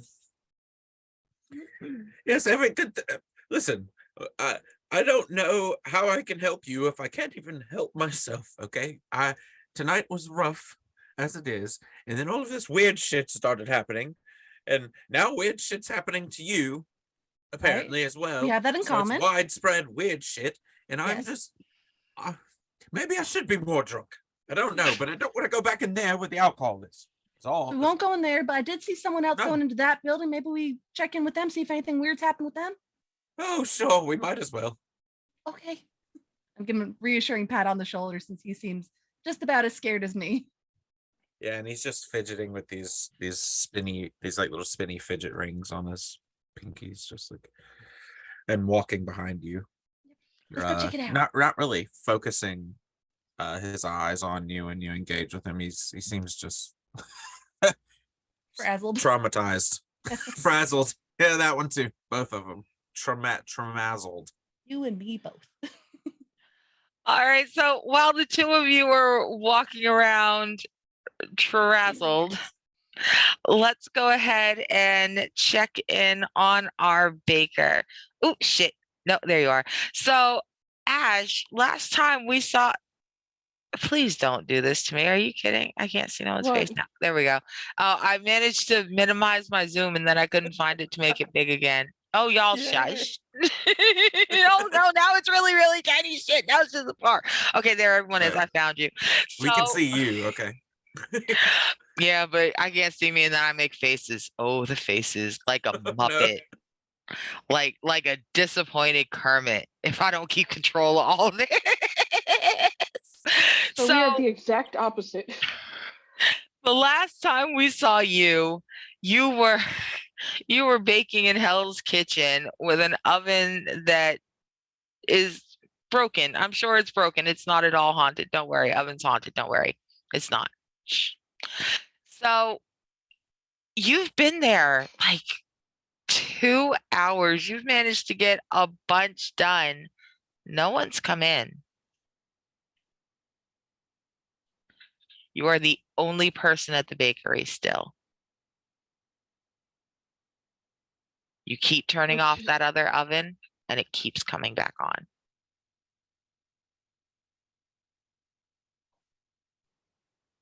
Yeah, this is weird.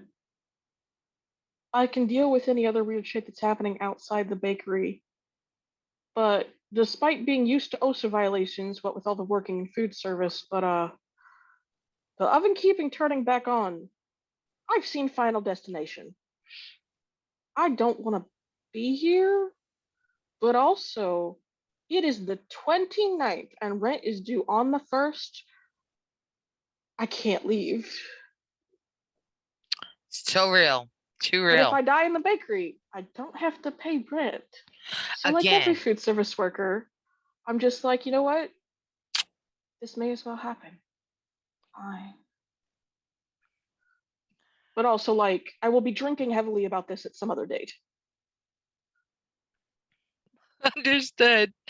So as you are going about your day, simultaneously hoping that you make it out alive, but also that you don't so that you don't have to pay rent and your family can collect a fat insurance payout. You're alternating between imagining which one is the better end to the day, really. Never having to do this again or not getting blown up. One of them is definitely good, though. You're sitting there making your bread, and it's hot as hell.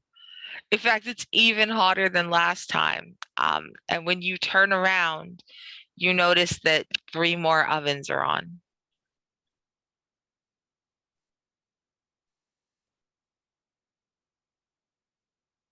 I just stare at them for a solid 30 seconds, cock my head and listen to hear if anyone else has come in or out, look outside, and everything's the same. So I'm like, you know what? I'm not legally responsible for this property. I text my boss, tell him that there's something wrong with the ovens and it's not safe. Um, and if he's got such a stick up his ass about it, he can come here and deal with them. If he wants to deal with the gas ovens by himself, by all means, go stick your head in an industrial gas oven for fun. I get paid about 50 cents below legal minimum wage in my county, so no. I run forward, cursorily turn them off, grab my stuff, think, you know what? Nah, this ain't right. This just is not right. This feels like some weird white children serial killer shit. Like if one of the weird white children that listen to too many true crime podcasts started to become a serial killer, this is what they do. So I think about it for about a second, and I go back and I get my favorite larger chef's knife that we usually use for getting through larger, harder, and more precious fruits for decorating, and grab Okay. that, wrap it up in a towel, and throw it in my purse and ollie out. All right. So you walk over and you definitely turned off the ovens. You turned them off. You very clearly clicked all of them. And you know what? Just to make sure the building doesn't blow up before you get all the way out, you reach back and you hit the main gas line. You go boop. Fuck it. The boss can turn it back on, but if the building blows up, it can do it in an hour when you're not there. So there is definitely no gas going to any of these stoves. Everything is safely turned off. As you make it almost to the door and you reach for it, and you hear click, click, click, click, click as 6 ovens turn themselves on, all burners, all the way up. The door at the main door, the one that you normally go in and out of, it'll lead you to the front of the bakery and out the front of the bakery door, is stuck underneath your hand. You push it, you pull it, you jiggle it. The door does not move. What do I do next? Well, the layout of the kitchen is that if you are on the far east end, getting ready to exit into the main bakery, the stoves are on the south, and there's an emergency exit on the west. You will have to pass by the stoves, but you can pass by on the other side of the kitchen. There'll be a whole big work table between you and the stoves. Right, so I'll be near the cooling. I'll be passing by the cooling tables. At least those are sturdy enough, but better take the chance than be stuck in an enclosed space. I've seen old photographs and old videos of what used to happen so common in areas that prepared a lot of food, where places with a lot of flour just flat out exploded because the flour itself caught fire. Fun fact: you can cause an explosion with enough flour dust in a match. You sure can. So I am trying not to freak out. I knew those doors were pieces of shit, but also I did not foresee myself living that triangle shirtwaist factory lifestyle. I try to run. I really keep my bag close and move as quickly as I can to the emergency exit and try to open those doors. Okay. So as you move through the kitchen, and right now you are, I mean, you're lightly creeped out. You know, you've admitted you're a little creeped out, but this is definitely the least supernatural of all the happenings. Right now, as far as you know, you've just got murder stoves. Something's broken on the stoves.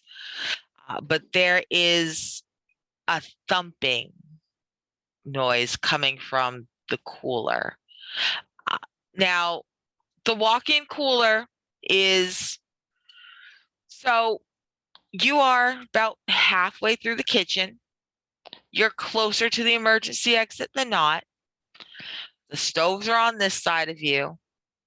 The walk-in cooler is on the same side of the kitchen as you are, between you and the emergency exit. No one is in the bakery but you. You checked before you started. You were in the walk-in cooler a little bit ago to get milk and eggs. There's no one in the fucking cooler, but there sure is a lot of noise coming from the goddamn cooler right now.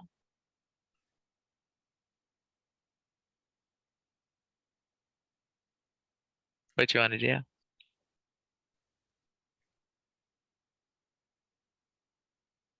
I'm gonna leave. I'm gonna leave, text my boss, and go, someone broke into the bakery. Good luck. Have fun filing for the insurance. Peace. I do not want to investigate. I am alone. This is a place that absolutely lied about having working security cameras. Absolutely not. My brown ass is leaving. So I go to the emergency doors. All right, so you go ahead and you're texting your boss, and as you hit send, you look and you realize that he's replied, but every reply that says it's coming from him is just a copy of the text of the letter that you pulled out of the oven earlier. Just over and over again, whatever he is actually saying is not being received. You are just getting texted the letter that you pulled out of the oven. And as you pass by the cooler, skirting as far away from it as you dare without getting too close to the ovens, the sound inside of it becomes louder. It is very much the sound of someone slamming themselves full body against the inside of the cooler door. You can see it beginning to heave and crack open. So you pick up the pace. You start hauling ass. You take the last couple steps past the cooler door to run. You feel it shove open behind you. You feel the breeze, the cold air touch the back of your neck. It runs up your spine as you slam your way through the emergency exit doors and fall out onto a cracked parking lot. Not the bakery parking lot. You see a variety of cars, none of which are yours. All these cars have matching doors, but like, who even drives cars like that? It's ridiculous. There's a couple people heading towards a long, low brick building on the far end of the parking lot. And behind you, instead of the bakery, is an old abandoned gas station with a door that has just locked.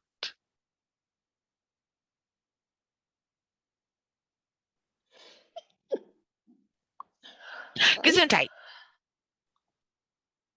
I don't know how to feel about this in character. I don't know how to feel about this, and I will decide how to feel about this later. I get a closer look at the two, and neither of them seem like they're Ashton Kutcher on Pranked by way of like fucking Ted Bundy. So I'm not picking up those vibes. So I get a little closer and ask where is this place? Where am I? This is not where I just left. Like, did we get roofied? Like, do you know who my boss is? Have you met with him recently? Has he touched your food? Because there's a part of you that has always secretly believed that the owner of the place that you work could absolutely turn out to be an H.H. Holmes style serial killer. Not because you think that about many people, but because there's something about people who insist on both owning a lot of real estate and being an influencer. Oh, gracious. All right, so I will pick back up with you guys in a minute.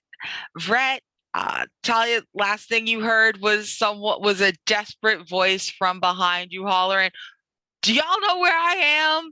Who are you?" And we will pick back up with all of you guys in a moment. But let's check in with Melanie, who the last time we checked was being stared down by entirely too many sets of eyes from underneath her heaving bed as whatever is in there tries to get out. She is gonna grab for three things. She is going to grab for her pen, and not just any pen. It is a stabby pen for when she practices calligraphy. She does it for fans, especially kids, writing in character as Sam, especially for those who either win contests for charity work, especially for the local children's hospital. She grabs her collapsible cane and her other cane. For context, Melanie is Irish.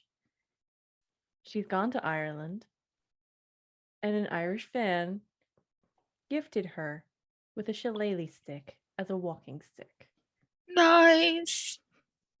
Now, if anyone's familiar with shillelagh sticks, you're technically not supposed to bring them on flights. They can burst a watermelon right open. And that is exactly the thought process that she is finally getting her brain back together and yelling, "You are not real. Get out of my home. You are not real. None of this is real." All right, so this isn't real, but just in case, you certainly grabbed your ass whooping stick. You are ready to, bust a grape, ruin a day, destroy someone's bread and butter. That's how they make the living. You're ready to go. Unfortunately, the thing underneath the bed does not seem to be real concerned about your whooping stick or its bread and butter. A limb.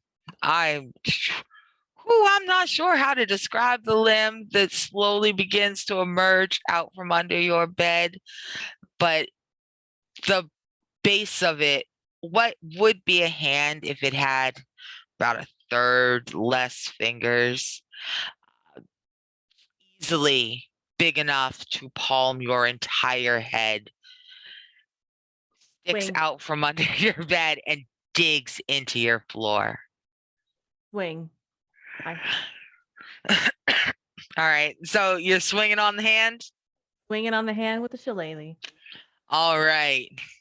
You, my friend, get to roll the very first dice of the game. Oh, fuck. Oh yeah, no, I'm gonna make you roll with body to see what happens when you decide to bust that thing in its hand. You come into my house. You ruin my very nice bed that I assembled myself.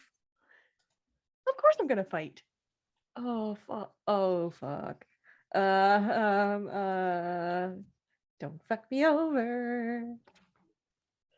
So that is a 6. All right, fantastic. So for those of you unfamiliar, the game that we are using as our base for this particular campaign is Good Strong Hands. Good Strong Hands uses the Powered by the Apocalypse system, and you roll 2d6 when necessary. I tell them what trait I need them to roll against, and then I set a target number. A low one would be a 4, a high one would be a 6. So regardless of what my target was, Melanie nailed it, but it was a 6. This is a beast underneath the bed. So your shillelagh swings through the air. It cracks down, and for a moment you feel a meaty resistance, like you feel yourself hit something before you hit the floor. Like whatever it is you popped, you did not hit a hallucination. A hallucination does not cave before bursting. what flows out across your floor is black, it's tarry, it's cloud-like. It's not even a liquid. It is a very dense black, sticky looking vapor. And so the good news is there is no longer an enormous hand reaching out from under your bed, clawing through your hardwood floors to get you. The bad news is there is now an enormous amount of black, sticky vapor. It is not constrained to a low hand. It is, in fact, beginning to tower above you. It's beginning to take a very large shape. It's filling the room quickly. I don't know who you are, but you are to get out of my house. I will hit you again. It laughs. The laugh is sticky. The laugh is thick. It says, "You know who I am, Melanie. No, I don't. You remember me." I don't. It leans over you. It towers and it folds itself in and then folds itself again until its face, or something like a face, something where a face would be if it bothered to make one, is just inches from yours.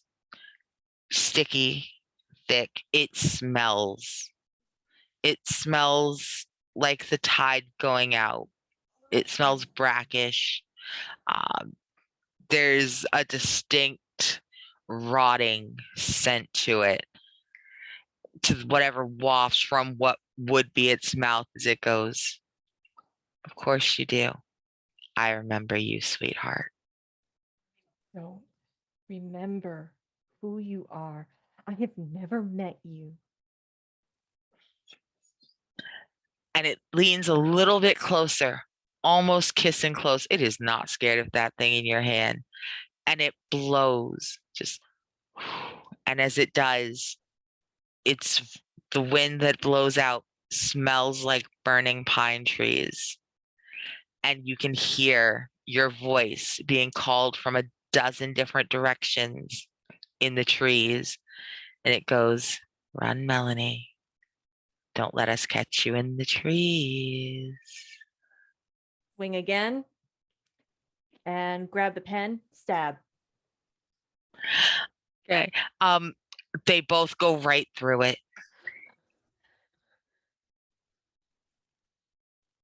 Grab the book. Grab the canes.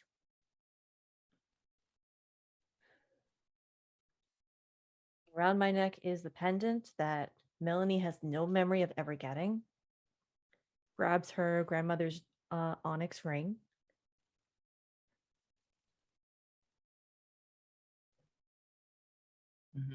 And grabs the taser her father got her for her birthday. Starts slowly backing away. I don't remember. And runs. Okay. It watches you run. It watches you head for your front door. And there's no smile on its face because there is no face, but it's still smiling awfully big anyway. And if you listen closely, if you wanted to hear, you would certainly hear it say, "But I remember you." Slam the door. And as you hit the door, you do not step out onto your porch, into your comfortable community. You step out into the edge of night, in the middle of nowhere, flat, abandoned, rundown, crappy rest stop. Couple of confused looking people in the parking lot, someone just disappearing into the bathrooms, and behind you an abandoned gas station that locks where your front door should be. No, no, no, no, no, no, no, no. No, no. The air smells familiar here. At this point, the song, Where Did You Sleep Last Night? Multiple versions, some by Leadbelly, Some by Nirvana. Others so old. Not many people know the artist. Play in her head. And it's at that point her knee gives out. And that's why she has her cane.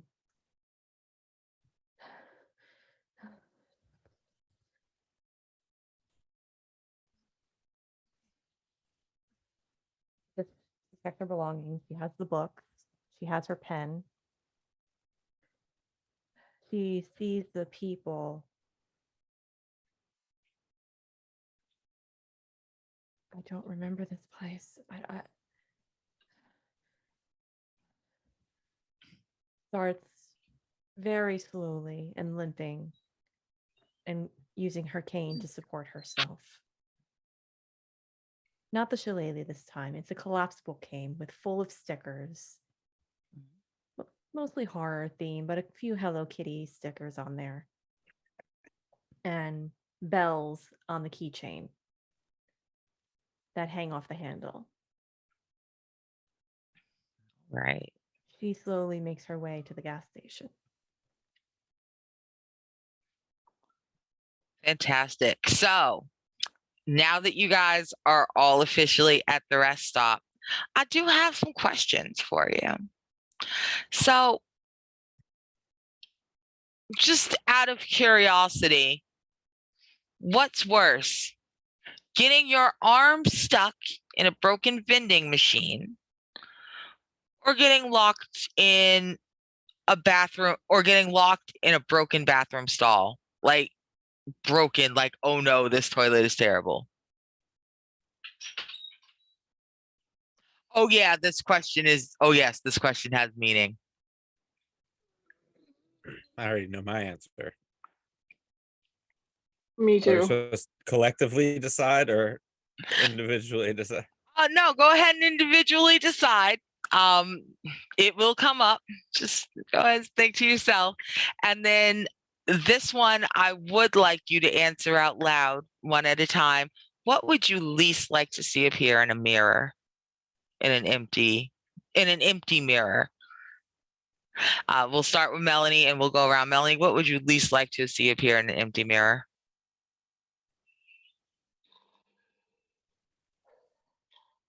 Heard folk tales of local folklore and European folklore of a type of mimicking entity that takes the form of everything you ever wished you were. She All right. adapted that into one of her books aimed at adults and made it represent depression. It is beautiful. It is everything you are not, and it reminds you of it. Excellent. So, Knox, what would you least like to see in an empty bathroom mirror? Oh, why you gotta do me like this? I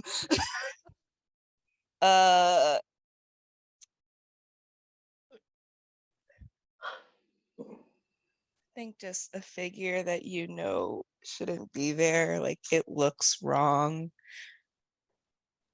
Because I grew up on like stories like you do the Bloody Mary thing in the bathroom, and I know like there's the whole thing about mirrors trapping people and like trapping souls, and so that's like hell no for oh fuck, there's a mirror right in front of me. I left the bathroom door open, so now the mirror's right in front of me. Oh, no, Yeah, no, no, I no. promise you within the next half an hour, you're gonna call somebody to come shut that bathroom door. So Leland, what's the thing you least likely want to see in the bathroom Okay. mirror?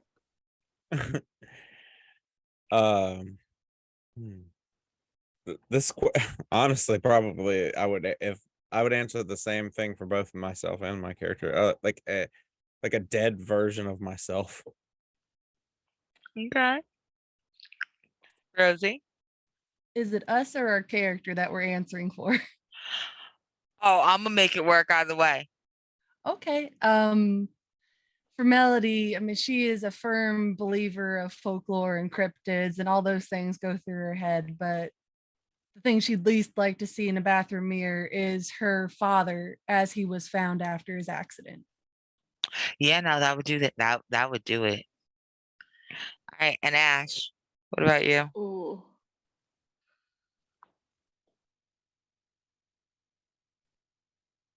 I think for the previous question, I definitely hate getting stuck in a vending machine more. Because if I got stuck in a bathroom stall, I could either force my way underneath or unscrew the sides, and literally just take the door off its damn hinges and get out. But with the uh, vending machine, it's high likelihood you're going to break your arm or part of your hand. If you try to get out by yourself without any outside assistance. But when my character doesn't want to see in the mirror the most, like the version of themselves that cooperates with and aspires to be the same kind of person that their boss is. His boss is every negative stereotype about LA implants times 100. And there's a part of himself that always knows that, like, if you just leaned into that, you wouldn't have problems, but it'd also probably be the version of yourself you'd hate the most. So it's themselves with, like, no gender nonconforming markers, no pink streak of dye in their hair, like hair a gender at birth appropriate length, like an extremely bland monochrome business formal attire. The real estate version of yourself would be the I guess the best answer to that. Gotcha. The most conforming version. All right. So now that we're all here and you're all there, let's really talk a little bit about the layout of this area. The parking lot that you're in is big enough that it holds one 18-wheeler truck, a large semi parked out towards the back. There's a food truck not too far from that, 5 motorcycles, a dune buggy, a Jeep, a sedan. Like, there's a handful of cars and vehicles. All of them have keys in the ignition. They're just waiting there. So scattered between you and the bathroom are these vehicles. The bathrooms are divided into 2 sides. Neither side has any signage on the door. Does not indicate whether they are, I mean, you kind of assume they're divided by genders because most bathrooms are, but there's no signs anywhere. As far as you know, it's a colored and a white bathroom. Not on the fucking door. But you just know that there's 2 big, long rooms, very badly lit. The echoes are heavy. You can hear everything and nothing. They manage to echo every sound in the room and swallow it. That brick half retaining wall mutes a lot of sound coming out. That's really what it's for, is to block the sound out. So Knox, Talia was on their way into the bathroom when everyone else started tumbling out behind them. Do you turn around to see what all's going on behind you, or do you just continue on your way? Whatever weirdness is happening there is none of your business. I think so. It depends. Did Melody come out of the house right before Talia would have gone to the bathrooms? Because if Talia had heard Melody, she would have turned around. Like right as you were getting ready to go in, Melody came out, because Melody said that she saw you getting ready to go in. In that case, then yes, Talia turns around. All right, and why is that? Do you know Melody? No, but she just heard another person. She goes, okay, maybe they didn't sound creepy. They sounded scared. So. Okay. So in the amount of time it takes you to get back over to everyone else. Melanie and Orchid have joined the group. There are now 5 of you. And as you talk, you realize that none of you were in remotely the same place. Quite honestly, most of you weren't even on the same side of the country. It wasn't even the same time of day for all of you. Might not have been the same day. And yet, here you all are. It doesn't take you long to figure out that something fucky is going on, and that there's only one thing that happened to all of you today that happened to everyone else, and that's that you all received the exact same letter. And if you open the letter now, you will see that there's additional writing on it. So when you pull out the letter, the first one of you to pull it out and be like, look, I got one too, is going to see that there are instructions on the back. Just quick, where one of the handwriting before looked like the bold strokes of a very important man who's used to writing quickly and having someone understand what it is and do it. This is a child's handwriting, not a young child, not quite old enough to be a teenager. It's a boy's messy handwriting. And it says, grab a car and find Milo. Don't forget to pee. Because, kids, it's the last thing they get told before they get in the car. Don't forget to pee. So he has put it on the instructions. Grab a car, find Milo. Don't forget to pee.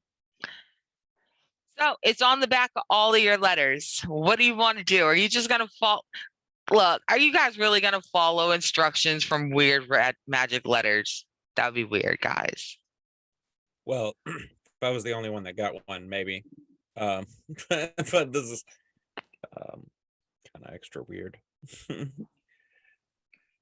So you're telling me you all got this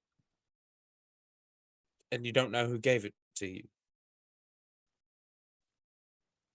I thought it was like a kid's weird homework assignment. I got it in this book, and she like holds up Phantom Tollbooth. She's like, I found it in this book that I was gonna check out from the library. I found Just mine in- in a 500-degree oven. Oh, No, I don't know who was able to put a piece of paper in an oven hot enough to char skin to the bone and not have it burn. that is Feels like a fire hazard. much more That's why strange I than where I left. found mine.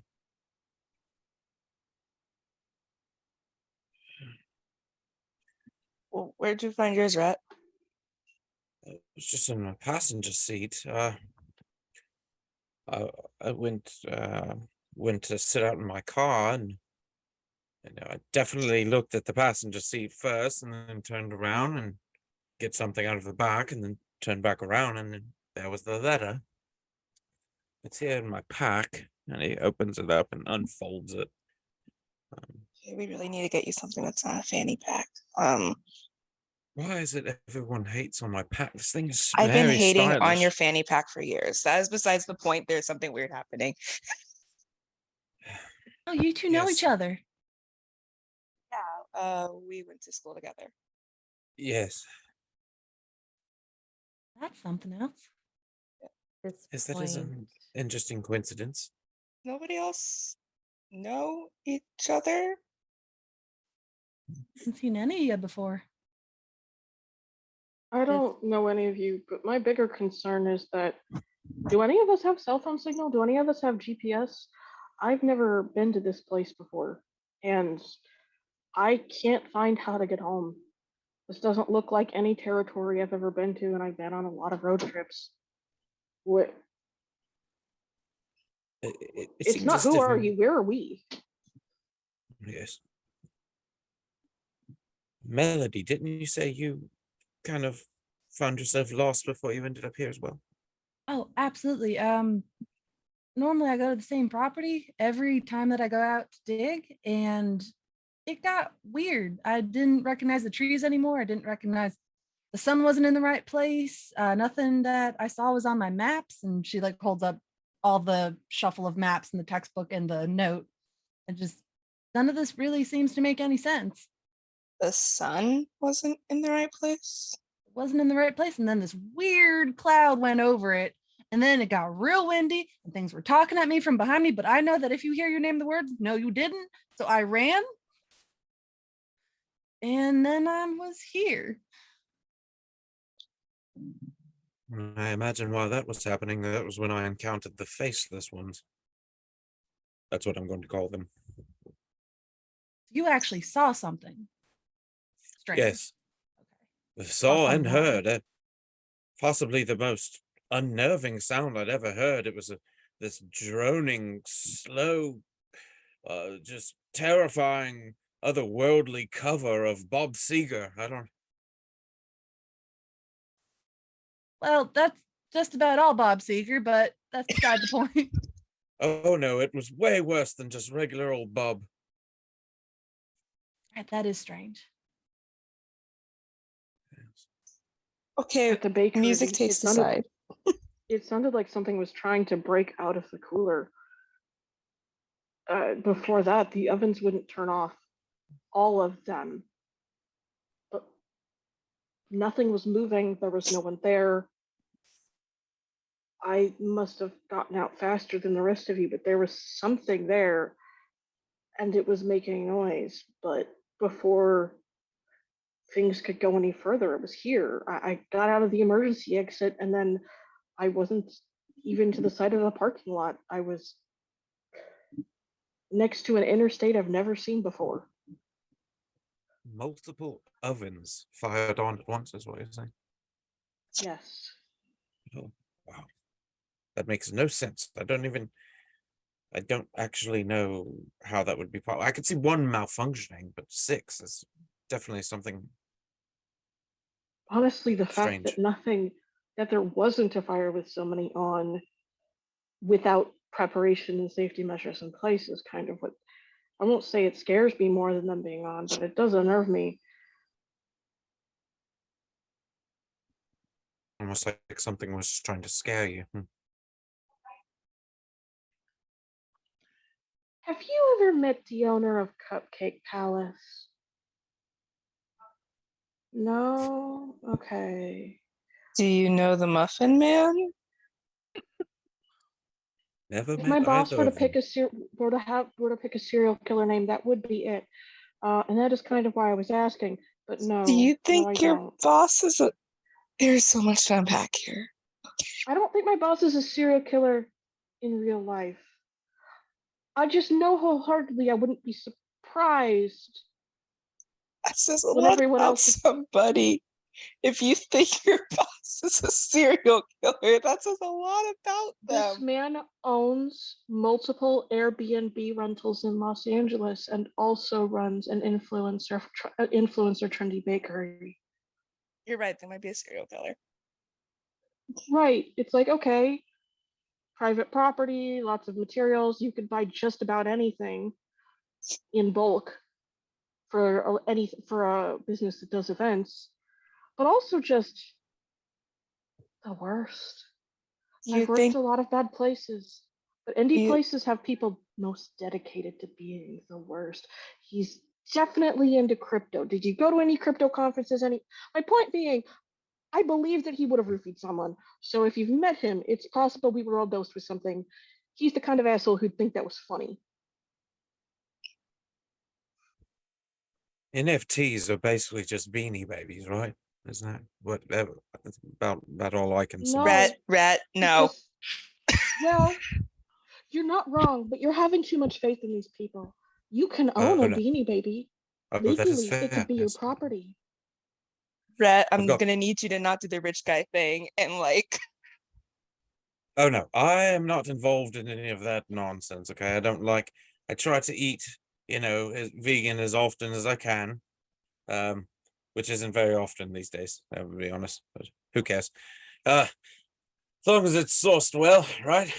Anyway, Oh, gracious. point is, I'm not trying to destroy the environment. hey, what about that other person that Sure. hasn't talked? And it's kind of just been sitting in the corner? At this point, Melanie did sit down. Her knees were hurting. She's observing, kind of like what she does if she goes out on by the docks and people watches.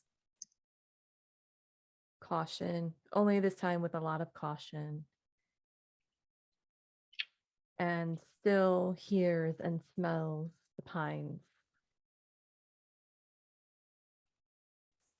She still doesn't remember, but there's certain things that are coming back.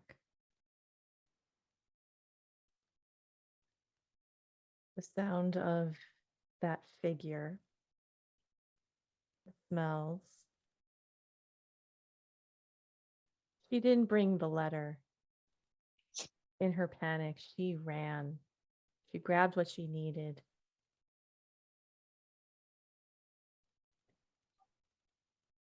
Okay. Well, you didn't bring the letter, but you've got it.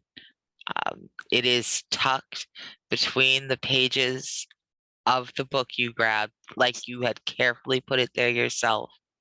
It came with you anyway. Opens the book. The letter is there.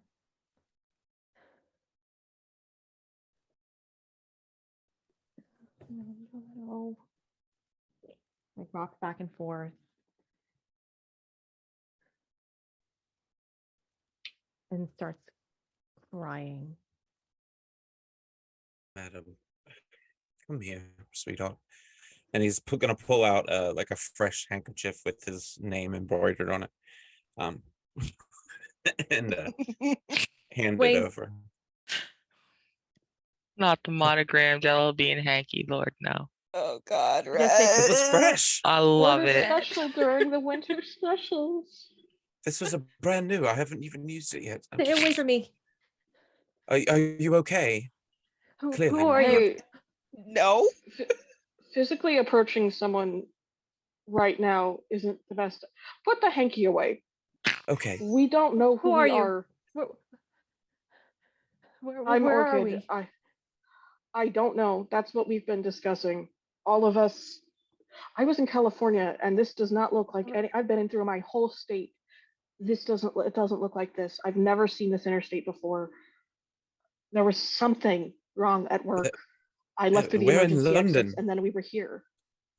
Okay. We are in London, last I checked. Sir, this is a cactus. We are not in London.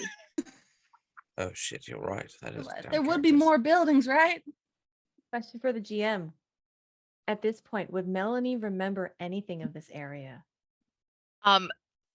This is not an area Melanie has been to.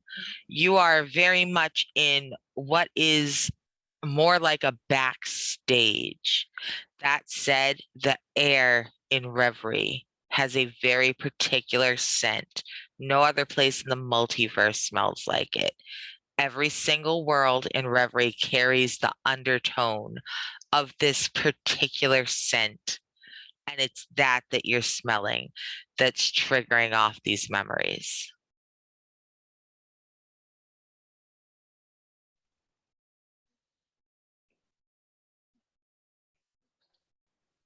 We have to get out of here. Yeah, I don't know how to respond. We have to get out of here now. You don't smell that? I mean, what am I it to smell? smells better than traffic. And to get out to where? We are out. There is no more out with which to go. No. I mean, the letter told us what to do. The whole mess of Yes, you're right. cars. Looks right at the cars. Where's That's her- mine? Gets her cane. Tries to push herself up. Kind of falters. Your sandwich might help with that. I just produce a peanut butter and honey sandwich. Helps with your blood sugar. Oh, if she doesn't want it, I'll take it. Gonna shove it back in my bag. Don't you have your own bar snacks?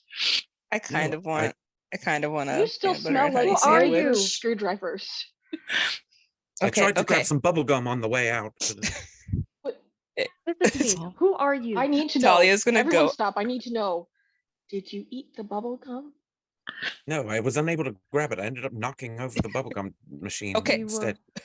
Y'all. Did you chew and swallow? Did you try to chew and swallow the bubble gum? No, you don't swallow that your bubblegum. whole It'll plan? clog up your anus. Okay. See Talia's gonna go now, up to Melanie. now y'all are farting bubblegum bubbles. Let's check in on someone who's not farting bubblegum bubbles because you two will go for an hour. I can tell. Sorry. You're fine. It was very funny. What's going on with Melody? What's Melody's take on all this? I'm just trying to give people sandwiches. Talia will all definitely seem- take a sandwich. Yeah, we all seem frazzled. Food fixes everything. I got plenty to share. You know what? Or all of you. Okay. I'll My name is take this Talia. sandwich. I've been at work all day. Oh, I sorry. was in a library. She's like saying it's kind of like when you know somebody's frazzled, you're like trying to be like calming, but also like what the hell is going on? Like, my name's Talia. I was in a library. And then I was here. What's your name? Lena. Okay, Lena. This is Rhett. Ignore him half the time. No, only 1/3 of the time. 2/3, and that's the compromise. That's That's Rhett. more than half. He's cool. He won't harm you. He's not he won't harm you. I don't know these other people, so I can't speak about them, but she just gave me a sandwich, so she seems chill, and I trust people who work with bread. Takes patience.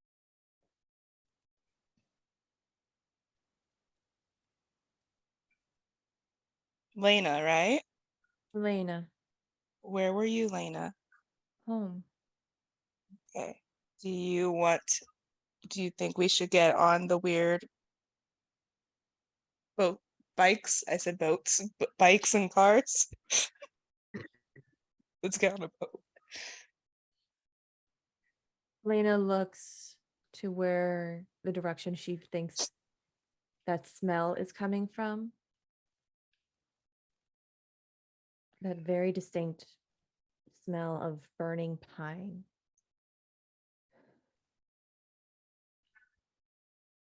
I think I was here before. Don't ask me how I know. Okay. She points in the direction. I think we need to go that way. Well, considering it seems like you're the only person who may have been here before, I'm going to take your word on it.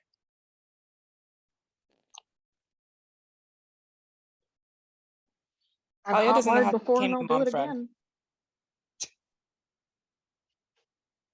All right. So as you guys walk through the parking lot, getting closer to these vehicles, you do notice that the keys are in the ignition. It is very much as if they have been left here for you. They are not dusty. They are fully gassed.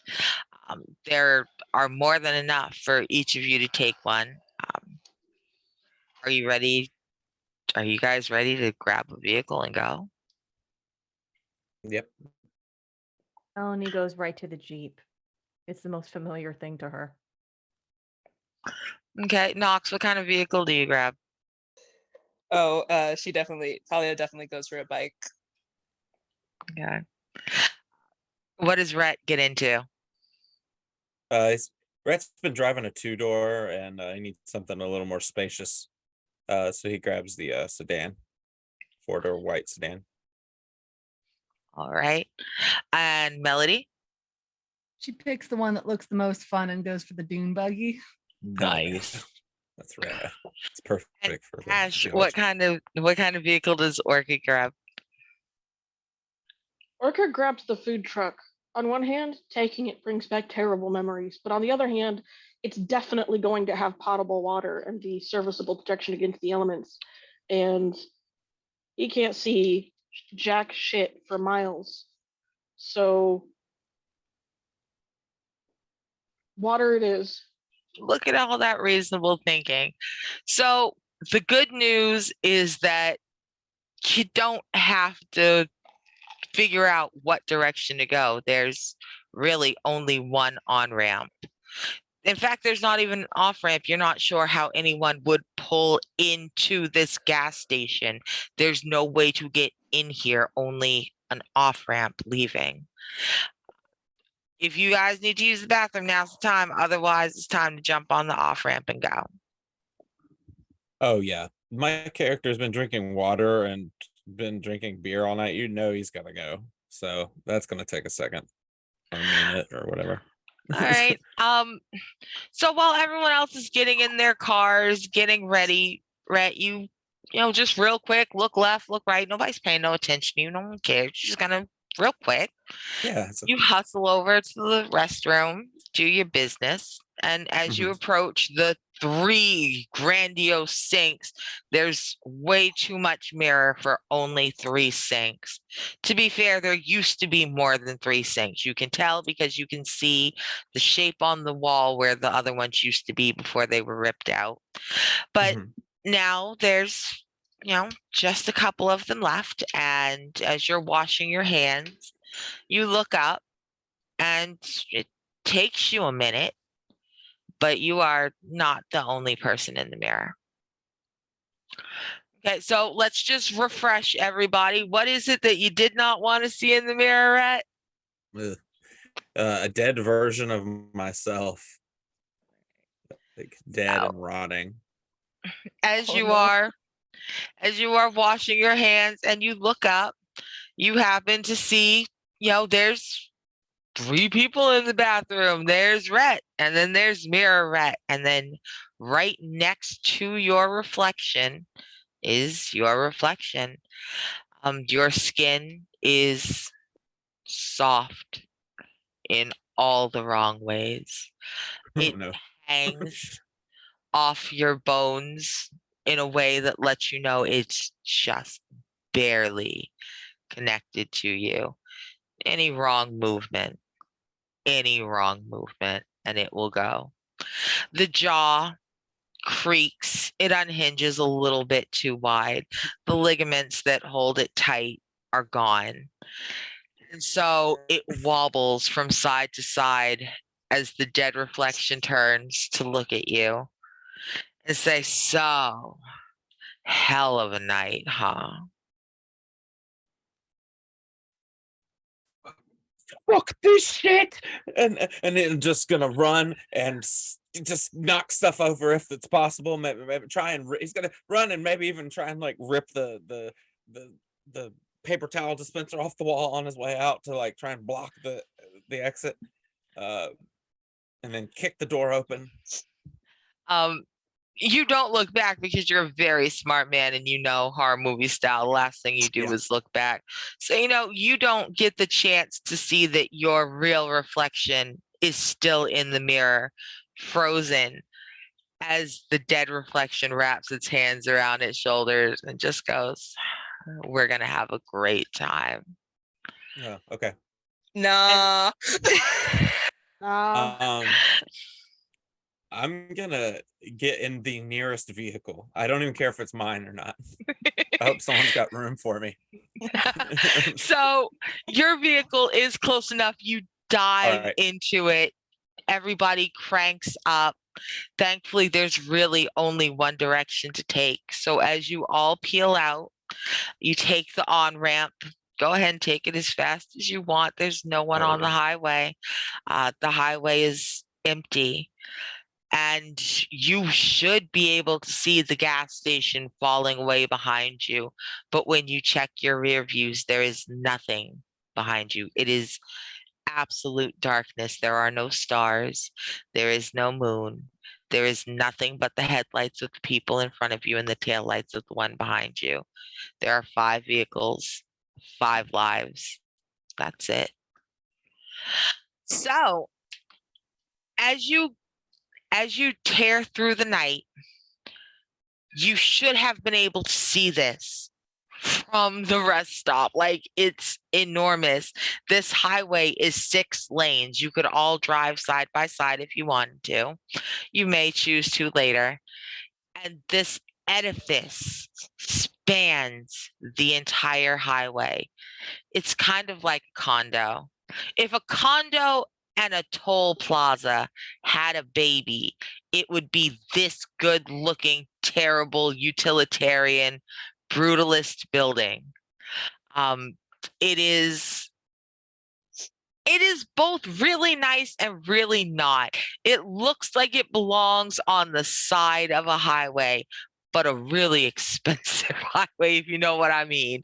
This is the highway heading into the nice part of town, not the highway heading into the industrial district. There is a gate. A toll gate is pulled down in front, blocking all 6 lanes. Behind the building, there is an enormous chasm. You cannot really clearly see to the other side. If you were able to get close enough, you would see that it is bottomless. But you can't, because you are being stopped by the toll arm. And the young man, late 20s, maybe early 30s, he's black, he's handsome, he is broad in the shoulders, a little bit round in the stomach. His legs are long and his feet are big, and he's got his dreads up in a bun and a big dog at his side. Far too big for a normal, earth pit bull, damn near the size of a small pony, because he has to be to make room for that enormous clock where his tummy and his torso should be. And the man and his dog look at you as you pull to a stop. He goes, "It took y'all for fucking ever to get here. I really hope you can read a map." And that's where we're going to end for this week. Wow. So let's go ahead, and we're going to go in reverse order. We're going to do our outros, tell everybody goodbye, let them know, your social media tags, where we can find you online between now and next week. And we'll start with Ash. Okay, reminder, I am Ash, they, them. I'm an artist, writer, narrator. You can catch me on Twitch, Twitter, and SoundCloud as So Much Panache, with an ASH instead of NACHE. I hope to hear from you soon.